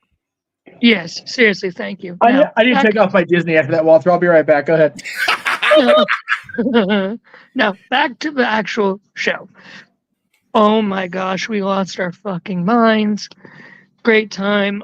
Probably, and I already said this because I was on Aaron's review and I did give a shout out for Open Mic Night. So if you guys are here from Aaron's review to watch Open Mic Night, thank y'all. Probably LA Knight, Cody, and Roman got the biggest positive reactions. Logan Paul got booed out the fucking building. We were all chanting, "Fuck you, Logan." Dude, yeah. At least it wasn't on Fox to get censored like last night. Sure she did last night. He didn't deserve it after the tweet BS. And we were booing the shit out of Machine Gun Kelly. Dude, how are they still working with this guy after the accusations coming out about him? Like, I don't know. He was there with Logan. He came out as part of Logan's entrance. So that's an even more reason to boo Logan Paul. But I digress. I digress. I didn't know about those either, so. Yeah. It was like I really enjoyed Cody and Solo. I think Solo actually was able to shine a bit in this match, apart from the fact that we were all like, literally myself and my guys who I was with, Kevin, Cody, and Tyler, like we were all had our phones at the ready on video mode. Like, okay, who's showing up? Are the Usos showing up? No, we got KO and Randy, and that was fun to record those. And then we just had our phones ready right after that, after Jacob Fatu showed up. Like, okay, when's Roman coming into Rec Shop? And then he did. Say what you want about the new theme. Doesn't freaking matter. We popped big. Yeah. You know, I didn't mind the new theme. I felt like it had a rock-esque intro before the actual beat dropped in. And I was fine with that. Yeah. I liked it. I honestly did. I didn't even think to point this out during commentary because I was so focused on fuck yeah, he's back. Roman didn't touch anybody but Solo. He didn't touch Cody, and he didn't touch anybody in the family. But he did. GOD had already brawled off with KO and Randy. True, but and Jacob was on the floor not knowing what kind of injury he's dealing with. Valid, but an interesting opening salvo that Roman only went after the man who has tried to usurp his throne as a tribal chief, not anybody else on the bloodline. Fair. With his shirt saying OTC, only tribal chief. Well, original. But he did give a silent acknowledgement to Cody. He did. Which that was freaking cool. Yeah, I got you. That was like, he respects Cody for that, and he's like, yeah, I wanted to make sure what was right was done. So that was. Well, I mean, Cody came out at Raw after Mania and acknowledged Roman. Yep. So that was the receipt for that. Oh yeah. But he still owed a rematch, and we'll get it, I'm sure. Yeah. I can't wait to see Rock's reaction to. All right. Yeah, dude. Final boss got to sit there. Okay, I'll be honest. I half thought Rock was showing up after Nia Jax went over to Rock's mom after she won the title. I'm like, okay, if they're showing Rock's mom, is Rock here? That was legit my first. I wondered the same thing. I only didn't because she was sitting next to her own mother. So yeah, okay. Mama Boss. Mama Boss. That's it. Mama Boss and Mama Jack were both there, so that just made sense for them to be there. But yeah, there was a small part of me that would have liked to have seen Rock, but the way they did it, Rock would have been overkill. If they keep everything else the same, Rock's overkill in that instance. Now, before, if you guys have any last questions, let me just say like one couple things real quick. Loved how they did the ending with Drew and Punk. It was SummerSlam 97-esque, but different. Like they alluded to it in like the beginning of the match, but then they did in a completely different way with the bracelet instead of a chair. So that was freaking perfect. And then I don't know if you guys have seen this picture yet. There's a picture floating around of after the match of CM Punk embracing one Stephanie McMahon. Really? And it's freaking beautiful. Yeah. That's awesome. Yeah. That's cool. It was freaking I like cool. that. That is cool. Yeah. Did Zilla Fatu give any indication he was going to do anything? I haven't checked Twitter. Last I heard, everyone saying, "Oh, he's going to be in Cleveland." He just tweeted, "Yeah, I have a match. Come to my match." Well, no, he was in the stadium. Oh, we Noah got sent no us- sign of Zillafatu. Oh, yeah. He was there with you No guys. sign of him. Any other questions from you gents before I hop off and triangle memes? I got one. But Yes, James. how tall is Noah Foster in real life? Very, very. 6'1". He's 6'1". I know Noah's height. Yeah. Geez. There you go. There he is. Like, I'm 4'10". The dude is tall. So he's 4. You're 4'10". He's 6'1". I mean, Jesus Christ, that's a difference in height. Uh-huh. God damn. It was great to see 6'1" him. next to me probably wouldn't be that huge of a difference because I'm like 5'10". Yeah. But when you're vertically challenged like Josh, 6'1's like a giant. I didn't say that. God damn, JJ. Next to me, I'm James, it's more politically correct than calling him a midget. That is true. That is true. That's why I say it that way. Thank you very much. He is an about it. elf. We call him an elf here. Yeah, a dwarf. Sans little helper. David the gnome. Any questions from you, JJ? No, not really. I mean, I kind of started the whole thing about, how did you enjoy it? How was everything? So I just kind of wanted more of a general thing from you. You didn't have to go like match by match as far as I'm concerned. Just what was the aura like? How was the crowd reaction when Roman came out? Like No one was sitting. No one was sitting. Like, I don't know how the audio was coming across the TV, but for us, like, that stadium was so loud tonight. Yep. Like, the quietest it was Nia Jax Bailey, just because everyone was taking a piss break, including myself. I did that during the Rhea Liv match. What? I did that during the Rhea Liv match. Oh no!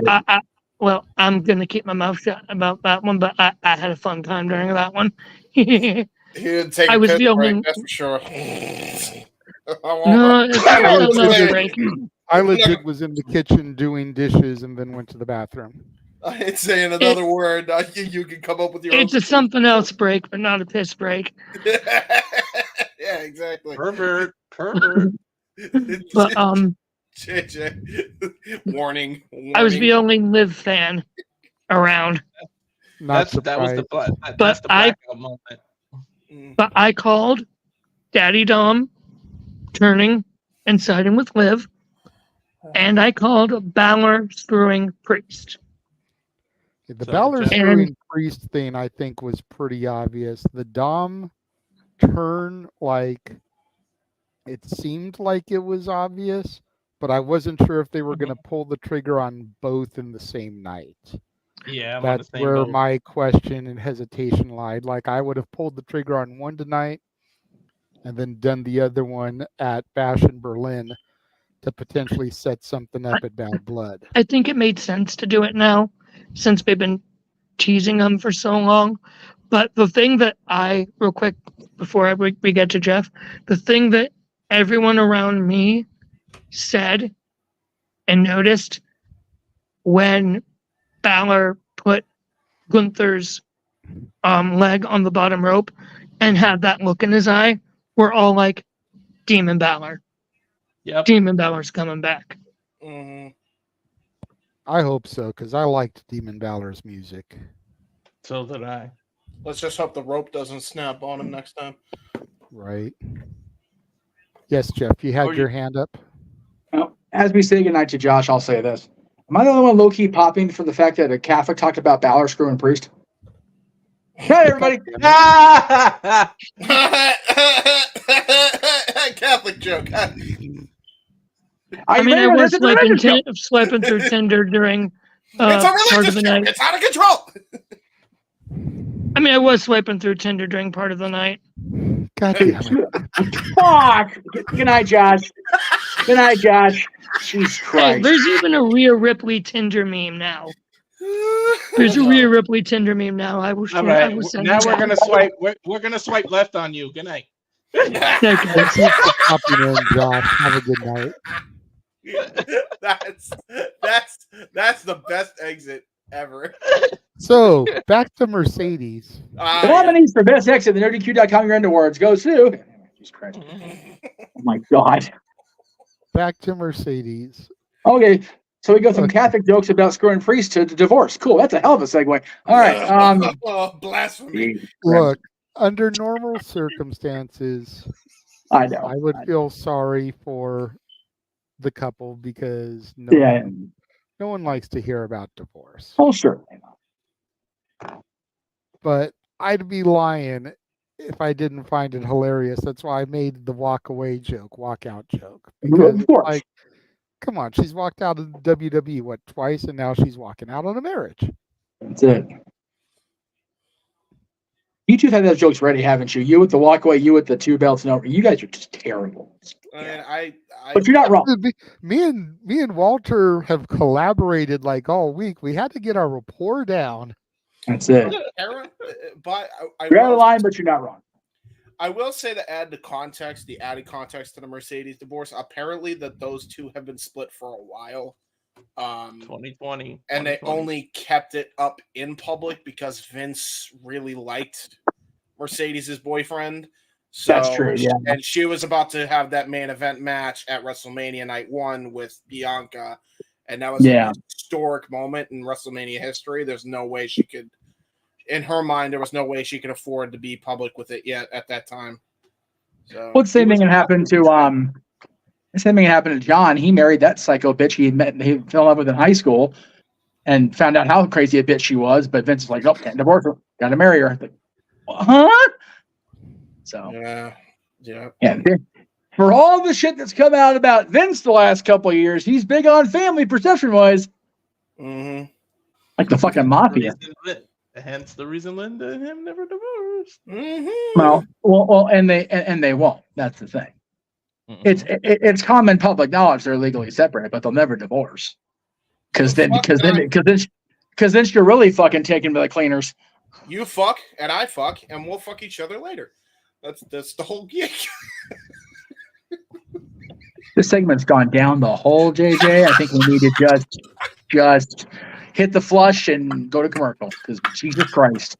We've got people fucking priests, we've got Catholics on Tinder, we've got divorces, we've got fucking and going back to just no. Now they're screwing. He's screwing priests. Oh God. All right, and when we come back, we'll discuss the backstage drama of AEW. Again? And you know what? Just because, run the Gary Hebert commercial for a little bit of wholesomeness. Fuck it. Please.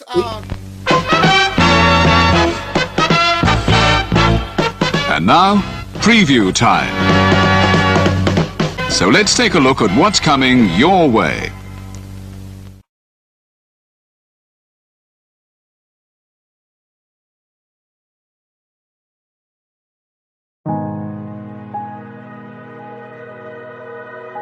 Gary Hebert, the man, the myth, the legend. I was amazed, and I was looking to become a better skater myself, and I wanted to be like Gary. When you look at a guy like this, he's one of the most talented people in his profession. He's been given gifts by God. It can get frustrating at times when you're trying things that maybe don't come as quickly to you as other things, and you never really felt that sense of frustration with Gary. It was always about improvement and positive reinforcement. Was it really the end? Was that head injury really the end? God has called Gary to continue to be a blessing to others and to be a passionate example. My name is Gary Hebert, and this is the World Academy of Hockey, otherwise known as the Inside Edge. I would recommend anybody that have a chance to come to his hockey school. I think it'd be well worth it. It'd be rewarding to all the kids and anyone coaches, from whether it's an adult, a professional player, to a little kid like a Mike or a Squirt. Gary, from day one, has been instrumental to my hockey career. I started out as a potential Division III player, and Gary brought me single-handedly through high school and into a top Division I prospect. I owe it all to Gary, the biggest legend on and off ice there's ever been. Listen, watch, learn, be confident, and have faith. Those are the answers I was brought to. Yet, I only now am really learning how to truly important those 5 things are. Through preparation, through appropriate thoughtfulness and thinking, we can learn to untie the typical knots between our ears that drive us into underachievement and underperformance. And lo and behold, we can learn, I think, to fulfill our God-given potential. Gary has the innate ability to make people not only better players, but better people. The life lessons they learn from Gary are incredible. I can always remember leaving that rink knowing as a player I got better or I had something to improve on to get better. And I think that's what you excelled on as a coach, is giving us the knowledge to know what we needed to do to get better.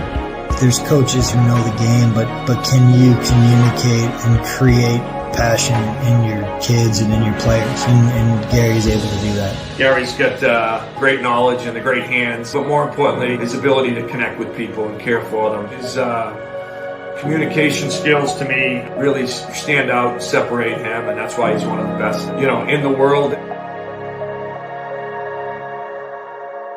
Gary's a legend. He's a special, special man.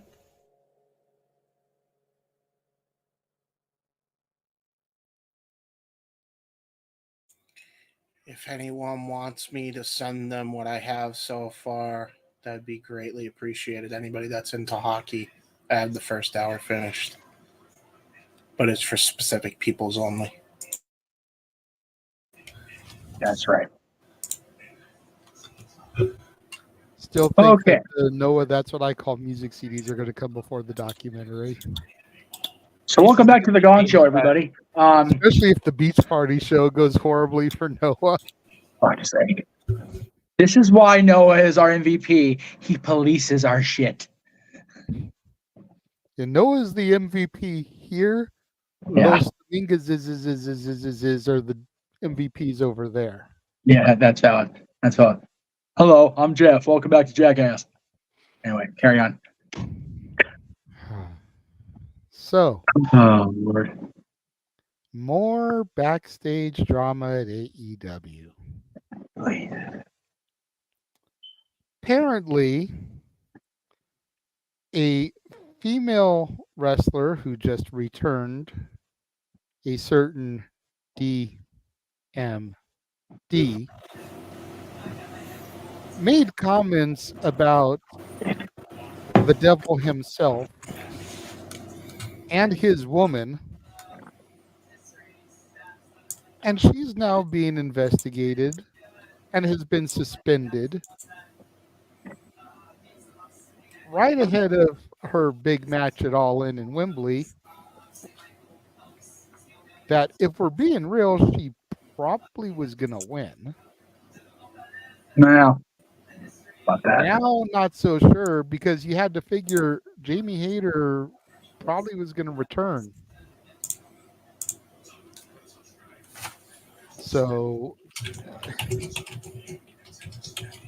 but like I said on my tweets on social media, when I saw internet journalists posting about it, yeah, like Walter said to me in private chat,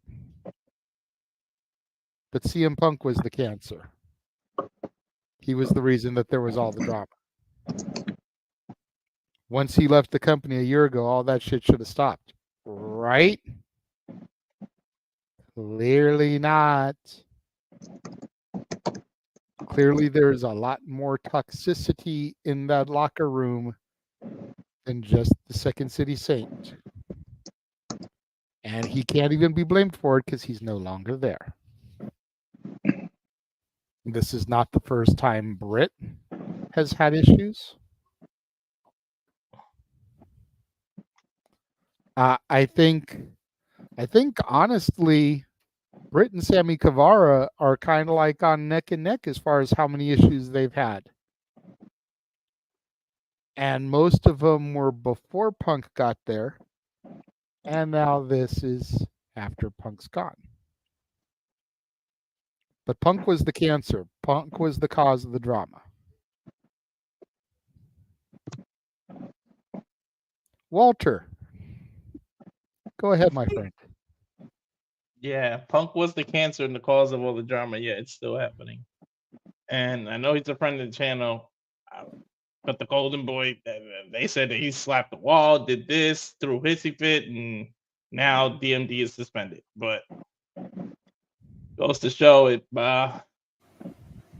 If the right leader isn't in place at a company, shit like this is gonna keep happening. You gotta put somebody in place to police this. You need a Noah Foster in AEW backstage, and then need to police the people. And what's funny is that AEW is proving more and more every day that CM Punk was telling the truth when he said, "I'm old, I'm tired, and I work with fucking children," because they're showing it more and more every day. That there's a lot of children and a lot of maturing and growing to do in that company, and he needs to police it, and he needs somebody back there because. And then somebody's got to be neutral that shows no favoritism to EVPs or favoritism to this person over that one. Because if you're going to suspend DMD, why isn't the other two people suspended pending investigation? That's just like everything that happened with Punk. The only one that got fired was Punk, but so many other people were involved in it. Mm-hmm. I mean, you can't keep making the same drink or different drinks with the same ingredients. It ends up being the same shit. It's going to taste the same. The definition of insanity is doing the same thing over and over and expecting different results. Exactly. Einstein said it best. So, I mean, he's got to move some kind of, whatever that toxic vibe is, he's got to do something, or he's got to get, like I said, a Noah Foster in his thing. The problem is he doesn't have that vet like Undertaker was backstage at police shit with the wrestling court and stuff. He supposedly does. Yeah. But his contract expired on Thursday, and he's probably going to have his last match in a few days. Mm-hmm. No, Brian. Yeah. And you better hope he stays back there, and people, because I feel like people respect him and they would listen to him. So I don't know what the solution is. You got to do something. I mean, it's like a business being in the red, and you keep letting the person run it over and over again. Eventually, you got to replace the CEO, or the shit's gonna crumble from underneath you. You can't build a good thing out of a bad foundation. Nope. That's it. If I may. Please. I do feel that this is a strong indication that this could be a work. And I say that because who was MJF's last major feud supposed to be with before he got injured? I'm cold, baby. Mm-hmm. And who is the person that he has an issue with on the female side? Britt Baker, baby. Exactly. It's a possibility that they might just be playing a work shoot here. Just saying. Could be, baby. Doubtful. I don't think Tony Khan knows how to do that. No, but Shane does. Point, baby. I swear to God. Considering some of the tangents we've been on today, I think that's fair. Now, I'm going to smile now because I've been a crotchety fuck for most of this show, so I'm going to smile for a few minutes. So Tony doesn't, but Shane does. Many of times. So there's that little element there. I'm going to wait and see what happens.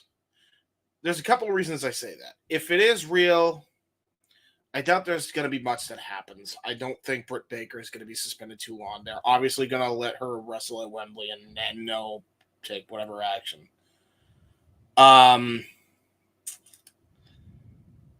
Apparently there was a lot of this is the biggest giveaway to me that this is a work. There was when the journalists reported this initially, that apparently there was a lot of people that were on the side of Britt Baker. And considering the person that MJF is playing on TV right now, would really lead into the character arc of him being a black heart, if you will, or a black scarf in this case. So I don't want to say it's 100% definite until we see what happens at Wembley. Once we get past Wembley, then I'll determine if it's real or a shoot. or I'm sorry, shoot or work. Whatever Hulk Hogan said that one time, brother, on Twitter. So yeah, you don't remember that, Jeff? He did like, don't work yourself into a work unless you want to shoot yourself into a work and shoot yourself into a shoot, brother. It was like 2010, height of TNA. Don't remember that at all, but knowing Terry, probably happened. So it definitely happened. I have receipts. And then he turned around and shot himself in the foot. Exactly. With a worked gun.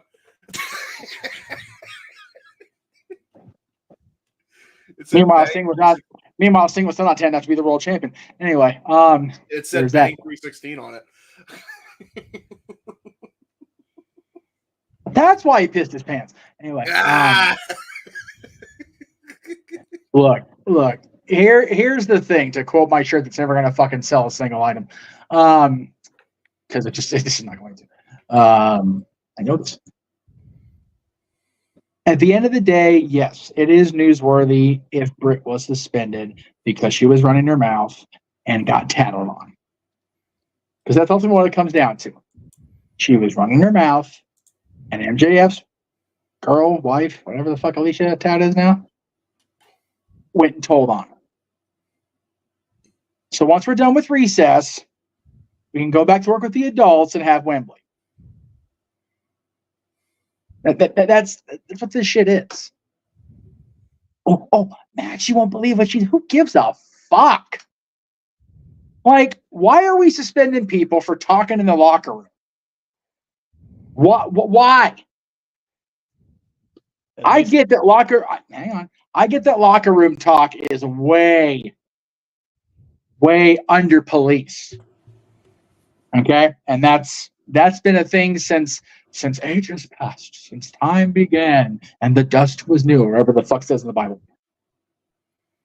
But it's like, because it was said in the female locker room, and Alicia went and told Max, that's what we're doing today? That's what we're doing, Sean and Dave and everybody else? Snitches get stitches. They were playing tattletale. What the fuck are we doing in 2024? Jesus Christ. Yeah, come on. If I want to play tattletale, I'll go fucking watch the Game Show Network with Noah Foster. Like, seriously. Right? Yeah, many crickets, man. And again, I know it needed to be brought up because it was newsworthy. I'm not disagreeing with the need to make it discussed, but that's what the story ultimately comes down to. Yeah.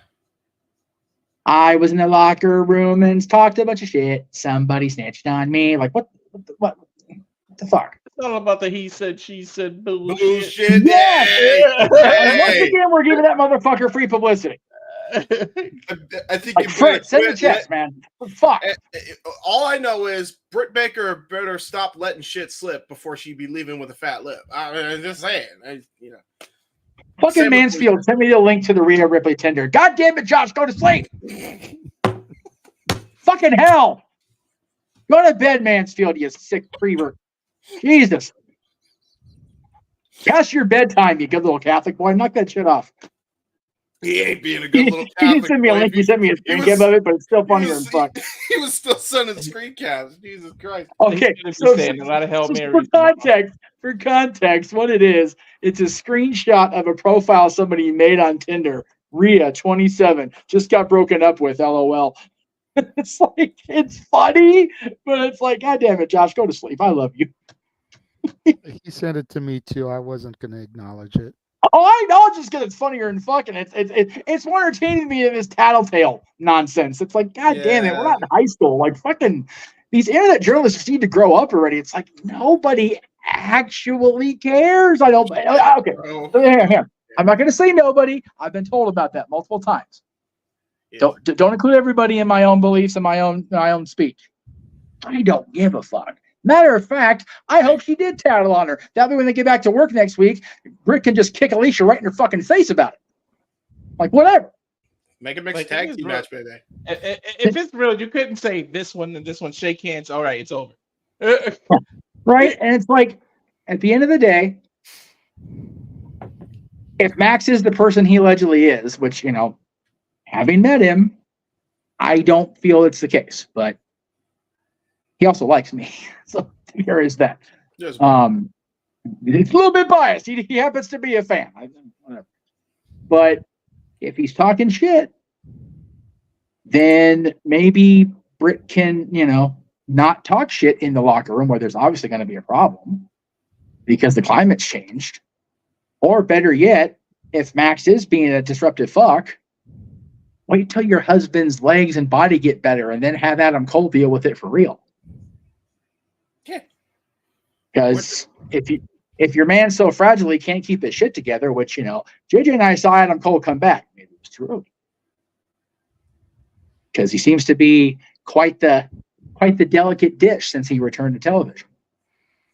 But no one's saying that about him. They'll say it about CM Punk, who's about 15 years older. Oh, yeah. But Thank not you. Adam Cole. Yeah, thank you. I was going to say this too. I will fully fucking cop to being misinformed guy when it comes to CM Punk and Brawl Out 2 years ago.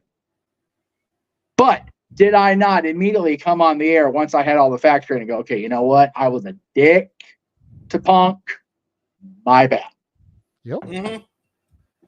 That, JJ, is the difference between that and on our first topic. That's the difference. And I understand that this topic we're discussing has very little weight. I originally wanted to do the first topic as our main event because I felt like it had the most legs to it. Yes. But when Jeff wanted to get it out of the way and other people affiliated with the show said they didn't want to speak on that topic, so we did it first so that they could be here to do the other topics, and they just recently started the review for a pay-per-view that's been over 2 hours. Kind of just is what it is. So this is why I can't have nice things, ladies and gentlemen. That's why. This is why okay. Here we go. Back to grump ass mode. This is why. Where the fuck is it? Where I put it? I'm not here yet. Hang on. I fix it. He's fixing. He wants his graphic. I want my graphic, and I want it now. I am the what's her name from Willy Wonka. Don't care how he wants it now. Do you have Do you have the? No, no, I don't. Aw, that's a whatever fun it is. meme. No, I don't. I have. There It's it a is. fun meme. It's the American. Oh, I don't know. I'm just saying no because I don't want to do it right now. It is shit like what JJ just said. Why the new open mic night graphic looks like this? Just saying. Yeah, that's true. Because we're going to showcase the folks that fucking show up, or at least let us stream on their channel. Anyway, you were saying, JJ. What the fuck? What the hell, computer? That's I scrolled way the fuck past that for the record. Hey, that's JJ's daughter's line, not yours. Yeah, that's true. Well, yeah, but the video's in here, but no. Anyway. What the fuck? Sorry, Dees. But yes, I mean, I realize there's not a lot to discuss about this topic. It just kind of is what it is, but it's it just needed to be discussed.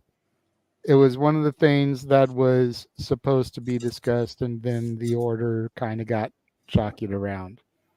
At the end of the day, this topic still is A bullshit? A bullshit? A bullshit? A bullshit? That kid's not my favorite part of this show. I don't give a fuck. I don't. True. I saw that kid the first time. I literally was in tears, and I get in tears laughing at him every fucking time. Hell yeah. A bullshit? A bullshit? A bullshit? A bullshit? The way his influx goes on shit the first two times, it just kills me. It shouldn't be as funny as it is, goddammit, but it sure as fuck is. It sure He's is gonna grow up to parenting. be Go ahead. He's gonna grow up to be as potty mouth as we are. Yeah, bro. Dude, that's parenting of the year title. See, right this there. is This is why I take full responsibility for MJF becoming a scumbag, because he was a fan. That's 100% my fucking bad. Like, it really is. That's whatever. Because I was a foul-mouthed asshole in the old days. My goodness. Way worse than I am now. Maybe he's the reason he cusses so much on promos. It's all your fault, Jeff. It's all your fault. Clearly, it's all my fault. As long as that kid grows up to believe in Joe Hendry.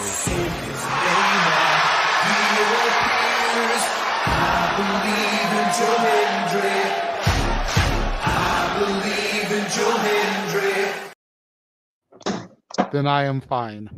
That's right. 252 pounds of motor. And there's multiple versions of that for you in the room. I see that. I did good today. I got way too fucking bored before SummerSlam today. Clearly. You know what? I've been here since 6 a.m. This room is pretty much fucking clean. I needed something to do to stay awake. Fuck off. Yeah, no worries. Freaking people tattletale on each other backstage. People freaking spouting off about shit they don't know what they're talking about. Yep. This is the dumb fuckery of the universe. To wrap up this topic, if you can even call it that.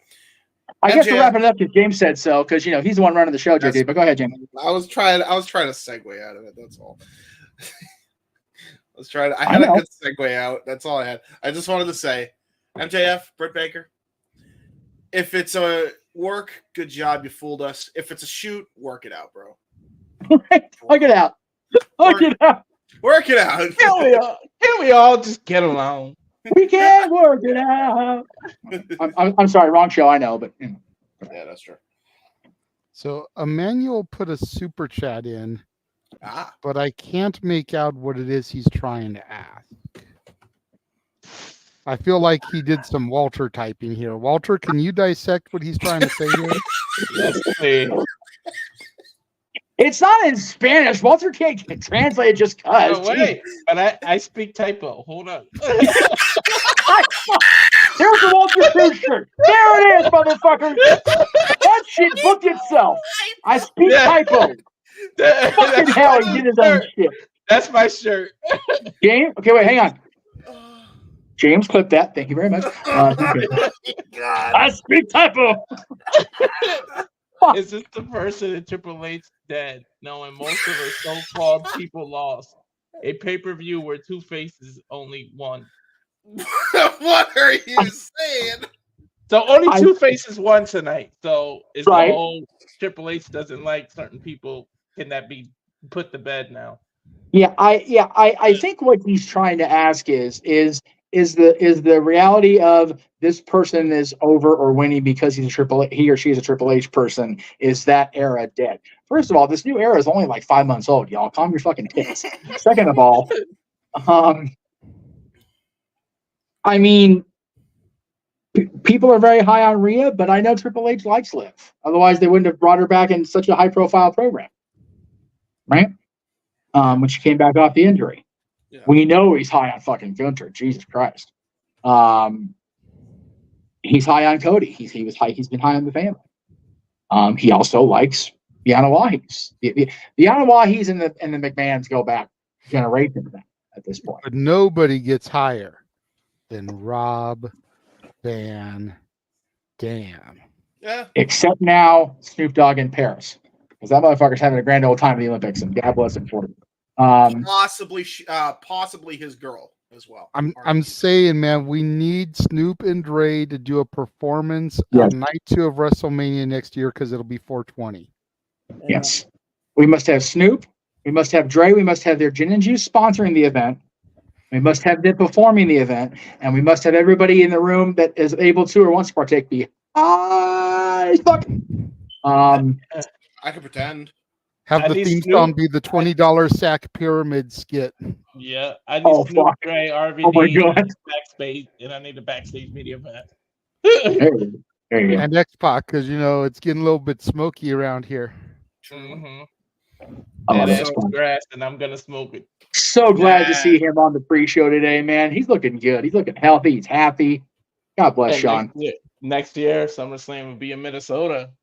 By the way, remember the random blonde that was sitting in the Legends suite that everyone was like, "Who is that?" Yeah. It was Izzy Dame from NXT. No shit. I believe the rumor is, and again, rumor, don't want to spread misinformation. I believe the rumor is that her and Braun are together, which may explain why she was sitting next to Rick. To make it She clear, did that. She did that Steiner math and saw that money train. Got it. Okay, very good. Anyway, that was two random ass things together. Steiner math and Money Train, which is a movie about with Chris Tucker, who was high in that movie too, because it's Chris Tucker. Anyway, hey, I did Steiner genetics on the cast. I mean, there you go. Anyway, I don't think the era of Triple H, this guy's a Triple H person, because we're now in the era that everybody is a Triple H person. Yeah. Everybody's a Shawn Michaels person. I mean, you figure Liv, his NXT. Yep. LA Knight, his NXT. Yep. Braun, originally his NXT before it got taken away from him. Yes. If we're being real, was built off of the Vince and then Shawn NXT. Sure. Gunther, his NXT. NXT UK before that. Yeah. Priest, even though no longer a champion, his NXT. He straight recruited him with Regal, straight out of the Indies and Ring of Honor, 100%. Solo, his NXT. Yep. Cody, Dusty's son, man he respects to the moon. Yep. Nia, his NXT. Bailey hit NXT. Everybody on this show that was in a high-profile situation came directly through his NXT, with the exception of Cody Rhodes. Yep. Mm-hmm. And Cody notoriously didn't go through the system. Went to the main roster as a freaking... He was in OVW for a minute. Well, but didn't go through the Triple H NXT system. Yes. Okay. Because it didn't exist at that point. Didn't go through FCW, I don't even think, if I remember right. No, he went through OVW and then pretty much got called to the main roster shortly after that Hall of Fame speech. Yeah, debuted as a barely had any peach fuzz left on his face, baby face. For fuck's sake. Because he was a great talker at the Hall of Fame. And if Sasha Banks didn't get her panties in a bunch, she could have been enjoying the benefits of this Triple H era too. Yep. So, is the Triple H era over? Fuck no, dude. It was more apparent than ever tonight, as a matter of fact.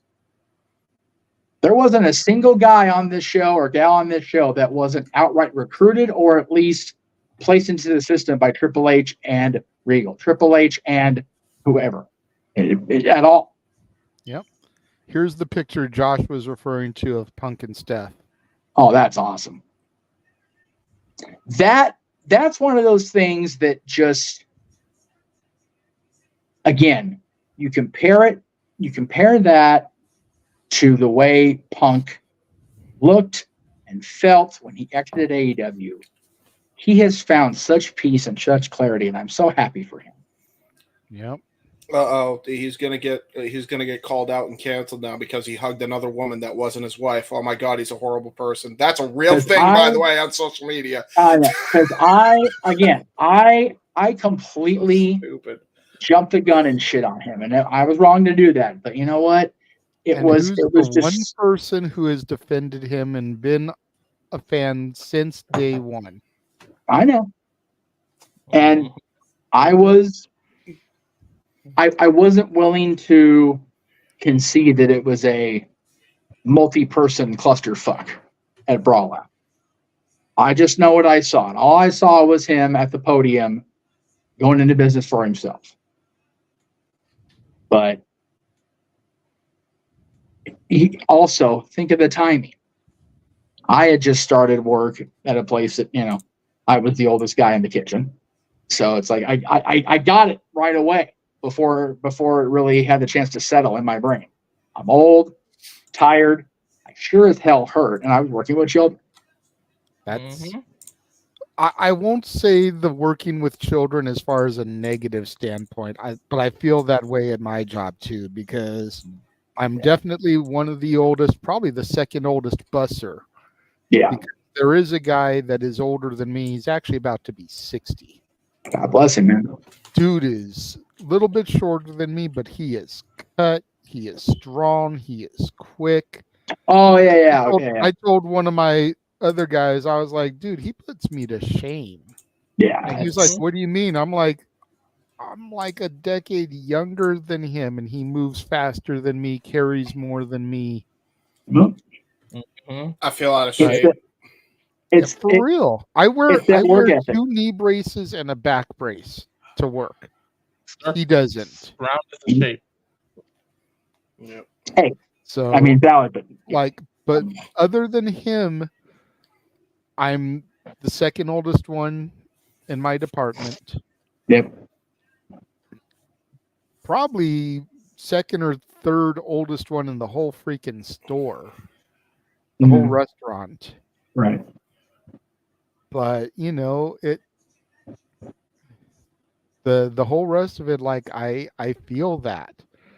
And I do work with children in the fact that they're younger than me, but I wouldn't say it in a negative. It's not like they act like children in the they way just are. you're alluding to them. Yeah. But yeah, he seems like he's having the time of his life for the first time in a long time. Mm-hmm. And As long as he can stay healthy. Yep, exactly.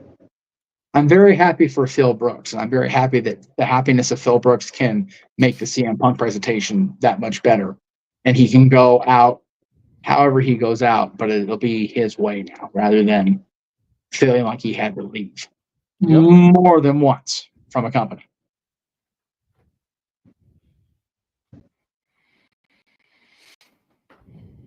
The reason I say it, he's more spreading the love than Vince, picking one and sticking right. Emmanuel was following up on his comment. Yeah. Vince notoriously had one guy and built out from around him. Hogan, Brett briefly, Shawn briefly, Austin briefly, Rock and Hunter a little less briefly, Brock, Cena. Brock only got 1 year, maybe 2. And then they had to elevate Cena because Brock took off. Granted, great job. They elevated Cena, made Cena the fucking man. But Cena was the longest guy that was the centerpiece. And even then, he wasn't the only featured main guy. He was the biggest star. He was the most promoted star. But it wasn't like him or bust like it was with Hogan. Like it almost was with Austin. Thank God the Rock and Hunter were right there when Austin went down. Cena still had, and still Taker was active then. Yep. But Vince always had that one guy, and just even Roman was that person for the last 3.5 years. Mm-hmm. But Roman wasn't the only guy. And when Vince had to disappear and Hunter was put in the spot, there was still enough of a foundation underneath the bloodline that they didn't have to miss a step and not recover. Mm-hmm. That's why Triple H has shown, and again, people will ream his reign of terror as the World Heavyweight Champion from 03 to 05 or 02 to 05. But you know what? I will take that reign of terror if we still get this Paul Levesque that has completely nurtured the future of the industry as a result of it. And being able to grow into the person he is, and to have his best friend come out of that darkness that he went into in 97 and 98 and be the person Sean Hickenbottom is now, and have them basically running the company. Like, I will take that all day. You've got those two guys, shaping the future of WWE. You've got whoever's in charge of the wrestling side of Anthem. They seem to have some spurs in place because they know what the fuck they're doing right now. I really feel like as as down as we get on this network on AEW, there is a talent base there that if they have the right person as the straw that stirs the drink, they'll be okay. Right. Yep. Same with, and that bleeds down to Ring of Honor, obviously, the same parent company. Yeah, I think Triple H's era or being a Triple H person is no longer exclusive. It is wide open now. Right. Yep. You can just say you're a WWE person, not necessarily Triple H. Yeah, dude, thank you. This is the exact opposite of the shit that Tony Khan was saying with that statement about them being the Harvey Weinstein. No. Vince McMahon was the Harvey Weinstein of wrestling. Yep. And that's a shitty thing to verbalize, but it is what it is. The WWE can recover from that. Vince probably never will. Let's be honest. And if he does, and he can find a way to fix his reputation in a positive way, then more power to him, and I'll acknowledge it, whatever. But I have no desire to keep looking toward, oh, well, he's it matters. It has value. It has substance. But it's not pivotal to the steps forward. Triple H is. Shawn Michaels is. The champions and the talent they are now. They are the reason we're going forward. It is that foundation the company is built on now that's going to keep this rolling along with the other companies we go. True. Vince McMahon leaving the WWE once and for all will probably be headline of the year this year. That's just a fact of life because it's fucking ridiculously big news. But once we hit January 1st and those awards are given,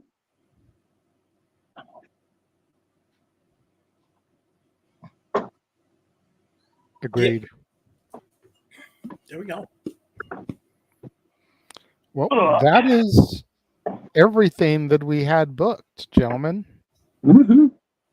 Book it, baby. So unless there are any other super chatted topics that come through, then we're about to head to the shills. What I will do is I will run the Stat Boy trailer because we will have ran everything then. Give people about 2.5 minutes to super chat topics and questions if they would like to. And when we come back, if there's nothing, then Meech, we will hit the shills.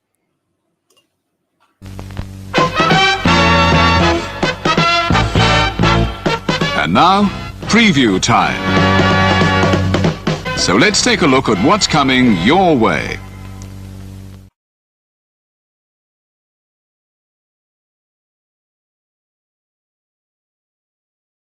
You ever wanted to come into a sports bar where the barkeeps know their game? Well, the Jeff Meacham Network Multiverse of Media has got a production just for you. Sit down and relax as the Stat Boy and his partner break down the statistics in all things sports. Whether it's football, basketball, motorsports, baseball, hockey, soccer, professional wrestling, mixed martial arts, boxing, and much, much more. All are welcome. Your barkeeps here keep you up to date and in the know of everything going on in sports, while also having a pleasant conversation about it all. Your host and owner of the bar, Stat Boy Mike.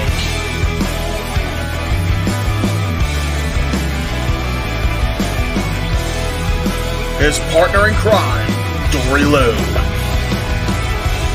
And a host of other guests coming in. The food's hot, the seats are warm, the drinks are ice cold, and the sports talk is plentiful. Custody 18 Studios presents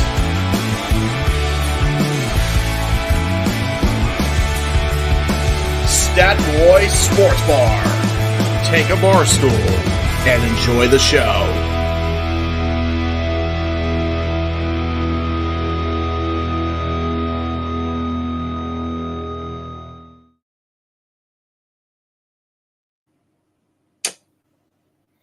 All the And we are sports. back. All the stats. And sports. And shit. And sports. Oh, fucking no, whatever. Well, let's go ahead and start running through the chills here, gentlemen, and maybe we can actually be off the air by 11 o'clock, 2 o'clock. Good. Damn, I'm gonna miss this time change. Yeah, you are. Yeah, you are. Shit's gonna be real in about 3 weeks, brother. Yep. So we saw him pop on earlier, give us his thoughts of the live crowd, but follow the Cleveland combatant Josh Mansfield, the Meltzer of the multiverse, at Walking Hymnal on Twitter, at Mellowmangram on Instagram. He was there as part of the call tonight and definitely did his thing for the Gunther match. Follow Big Baller G on YouTube, Harley and Joker 2021. On Twitter, NoDQ_ Big Baller G. On TikTok, Big Baller G 1988. And on Instagram and Threads, NoDQ_ Big Baller G 1988. Follow Datilla on Rangers of Wrestling, Walter. You can follow me at Rage of Wrestling on YouTube, Cal Fire Forums on Instagram, and on the X, where I just read something that really pissed me off. That's why I got quiet those last few minutes. But at Walter Alex Cruz. Stay out Fuck you for what I just read. Fuck you, the person that tried to make Triple H seem like a racist, but you tweeted. Fuck you. Oh, God. Yeah. Is again. All right. Before we continue, we did get a super chat from Arlene. Woohoo! $5 super chat. Thank you very much, Arlene. When do you see Rock coming back? Well, since he didn't show up tonight, Vancouver.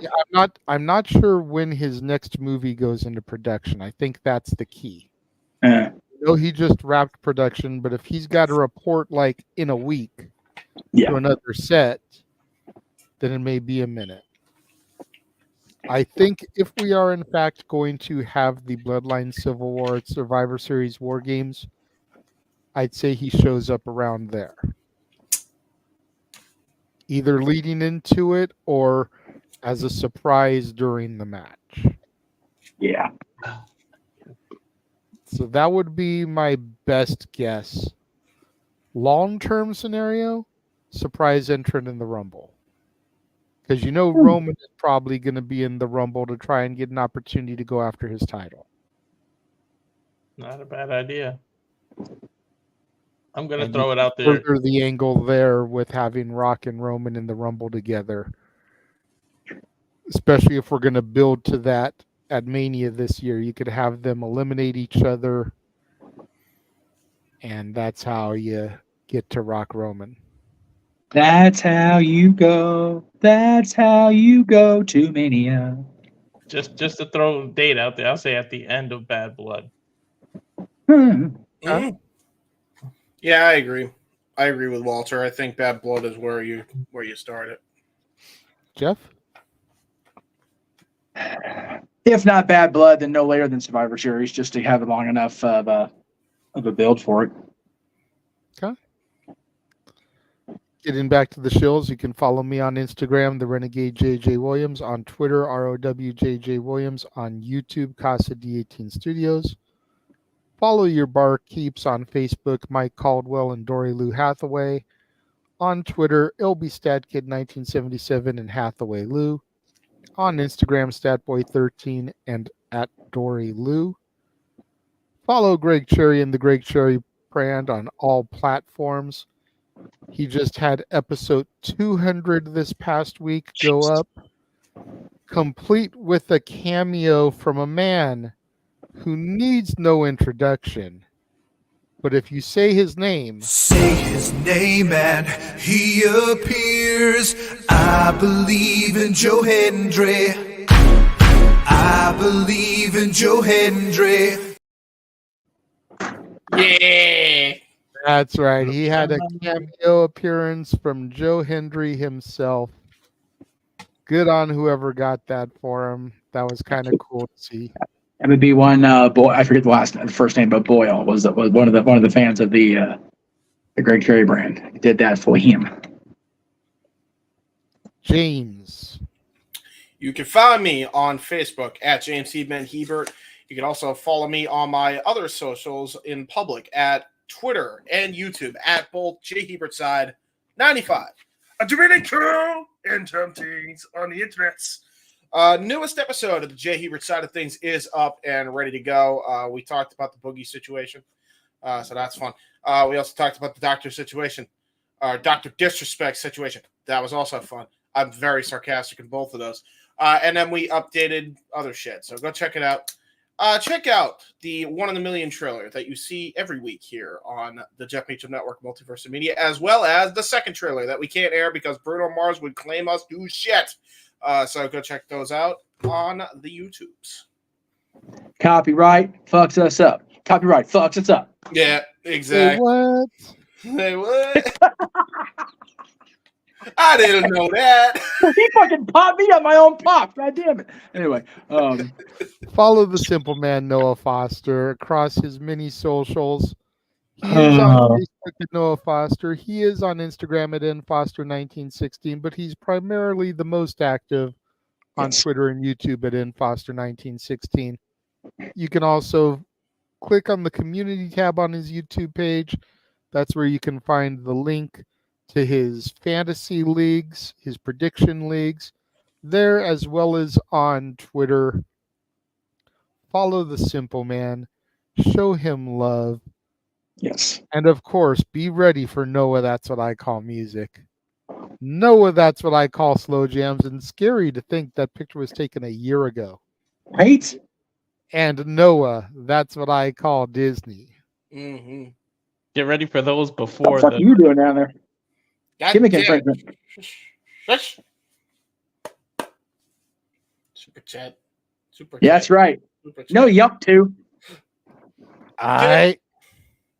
If you know, you know, and if you don't know, make sure you tune in next month when we talk about top 10 comedy routines, and you'll find out. That's right. That's where you want to make sure you get her done. This is where I give you the hot tag and you go through all the other shit that I'll probably chime in on at least a little bit. And, I hit the urn. Fuck. Easy person. Easy, sea biscuit. Anyway, oh my God, that looks like Jay did that. JJ did that. The way I know, right? Because I would like that, and it looks like I knocked. Oh, yes. Oh, wow. That was scary. All right. Anyway, I don't fucking do with that. All right. So, we're off tomorrow because we do sleep every once in a while. But we'll be back with Meach's Musings at 7 p.m. Eastern, 4 Pacific to lead us into the watch-along of Monday Night Raw, the Raw after SummerSlam. What will be the fallout from all the making out and screwing of priests and changing of titles? What will happen on Monday Night Raw? You have to find out when you watch it on USA Network along with us here in the Multiverse of Media. As you saw the promo for Stat Boy Sports Bar will be back on Tuesday, 6 p.m. Eastern, 3 Pacific. Followed almost directly by our coverage of Week 2, Night 2, Day 2, the second installment of The Great American Bash from NXT at 7:30 Eastern, 4:30 Pacific. The Greg Cherry Show will be on Wednesday as they do, episode 201, but it doesn't matter because it's not a milestone. But we'll be there anyway, 7 p.m. Eastern, 4 Pacific on Wednesday. JJ and I will be back with the dads, not always on wrestling, talking about the top 10 songs by the Monkees. Hey, they're the Monkees, and JJ and I will be monkeying around about their songs. On Thursday at 5 p.m. Eastern, 2 Pacific, we'll have our weekly watch-along of Impact at 8 p.m. Eastern, 5 Pacific on Thursday. I will be live on Friday at 6 p.m. Eastern, 3 Pacific with Ask Meach Anything. And, of course, we'll be right back here Saturday night, because Saturday night's all right for open mic night on an off PLE week for once at around 11 Eastern, 8 Pacific, depending on how our day goes. And special shout-out to the birthday boy today, my brother Patrick. Happy birthday, Patrick. Yes, that is me with the spikier than Bart Simpson hair. I had hair once. Then I had kids. Yes. Once upon a time, I had hair. Then I had kittens. It is what it is. When he was a young warthog. When I was a young warthog. And you're wearing that hair. Hey, I wasn't as fat as fucking. You have a I wasn't a bartender shirt. There you go. I wasn't a bartender shirt. I wasn't as fat as fuck as I am now. Anyway, so there you go. But yeah, happy birthday, Patrick. So Love you. do have a question. The goddamn it is going to intensify on Jeff, but let's just go ahead and get it out of the open here. Since we're doing the Fallout Raw, do we want to do the Fallout SmackDown? Now, I am going to go ahead and say I do have to work that night. Okay. So if we do it, it would have to be these two underneath us. Or Noah, if he's so inclined. Noah doesn't get Fox. Not even on Sling? No. Yeah, we would. I would need to pull some strings to pull it off. No strings, not this time. No. Okay. I can get Noah a way to get Fox. Okay. Okay. Well, fair. Well. Jeff, the only reason I asked that is because we did have the return of the tribal chief. He will more than likely appear on SmackDown. I'll make the graphic when we're off the air.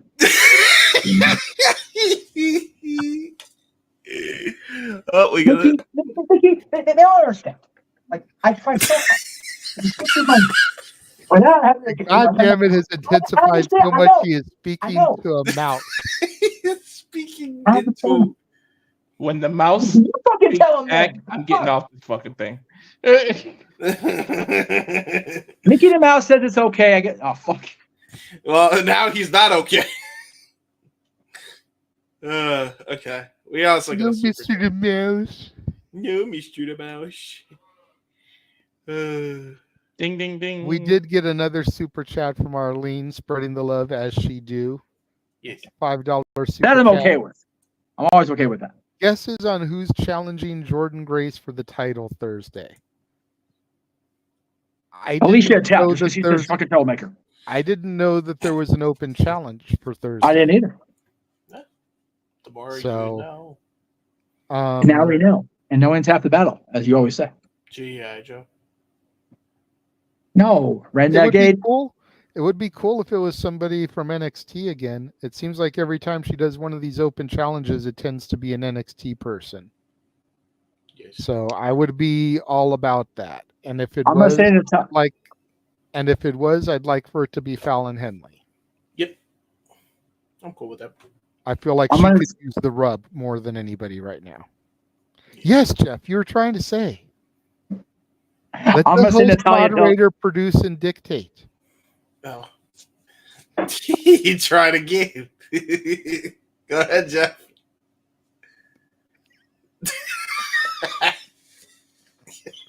See what the fuck I deal with? I'm gonna say Natty till it's not. God damn it! There you go. You know, trying to give your girl some clout, motherfucking interrupt. Well.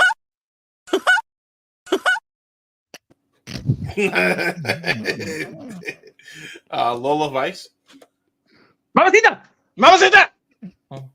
That's Walter's gimmick. I don't care. James stole mine. Fuck it. I don't care. Wait, how did I steal your gimmick? Because you were doing the fucking shit when the Noah stuff was up. What did I do? That's right. Yeah, didn't fucking remember. Yeah. Yeah. I actually see? don't. I actually see don't. The motherfucking, see? Fucking making it. Fuck. Exactly. What the fuck? I don't know. What did I say? I don't remember. Yeah. You didn't say nothing. You're sitting there doing the fucking hand motions. Anyways. Fucking making hand puppets and shit on my a female professional wrestler. Yeah. Yes. Anyways. It'll be somebody that was born a female. So that way we don't have the former U.S. champion making an oopsie. Hey, wait. Hey, Nyla Rose would not appreciate this. How dare you?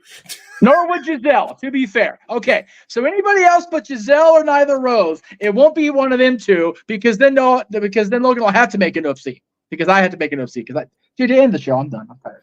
Go do your homework, bro. I ain't gonna meet me. I'm tired. Don't forget your extra chromosome, kids. For the Simple Man Noah Foster and Josh Mansfield, who actually got to be there live with all the chaos tonight. Fuck them for it. For Big G, who partook in our call and our watch along coverage. For Mr. Reliable Walter Cruz, for the He-Man James Hebert, for the man whose name is on the marquee, Jeff motherfucking Meacham. And his run. I am the Renegade of Wrestling, JJ Williams. Thank y'all for joining us and tuning in tonight to A this. bullshit. A bullshit. A bullshit. A bullshit. We'll see you guys next time. The Jeff Meacham Network's Multiverse of Media. For over 15 years, the recognized symbol of excellence and the standard bearer in coverage of sports and entertainment. And bullshit.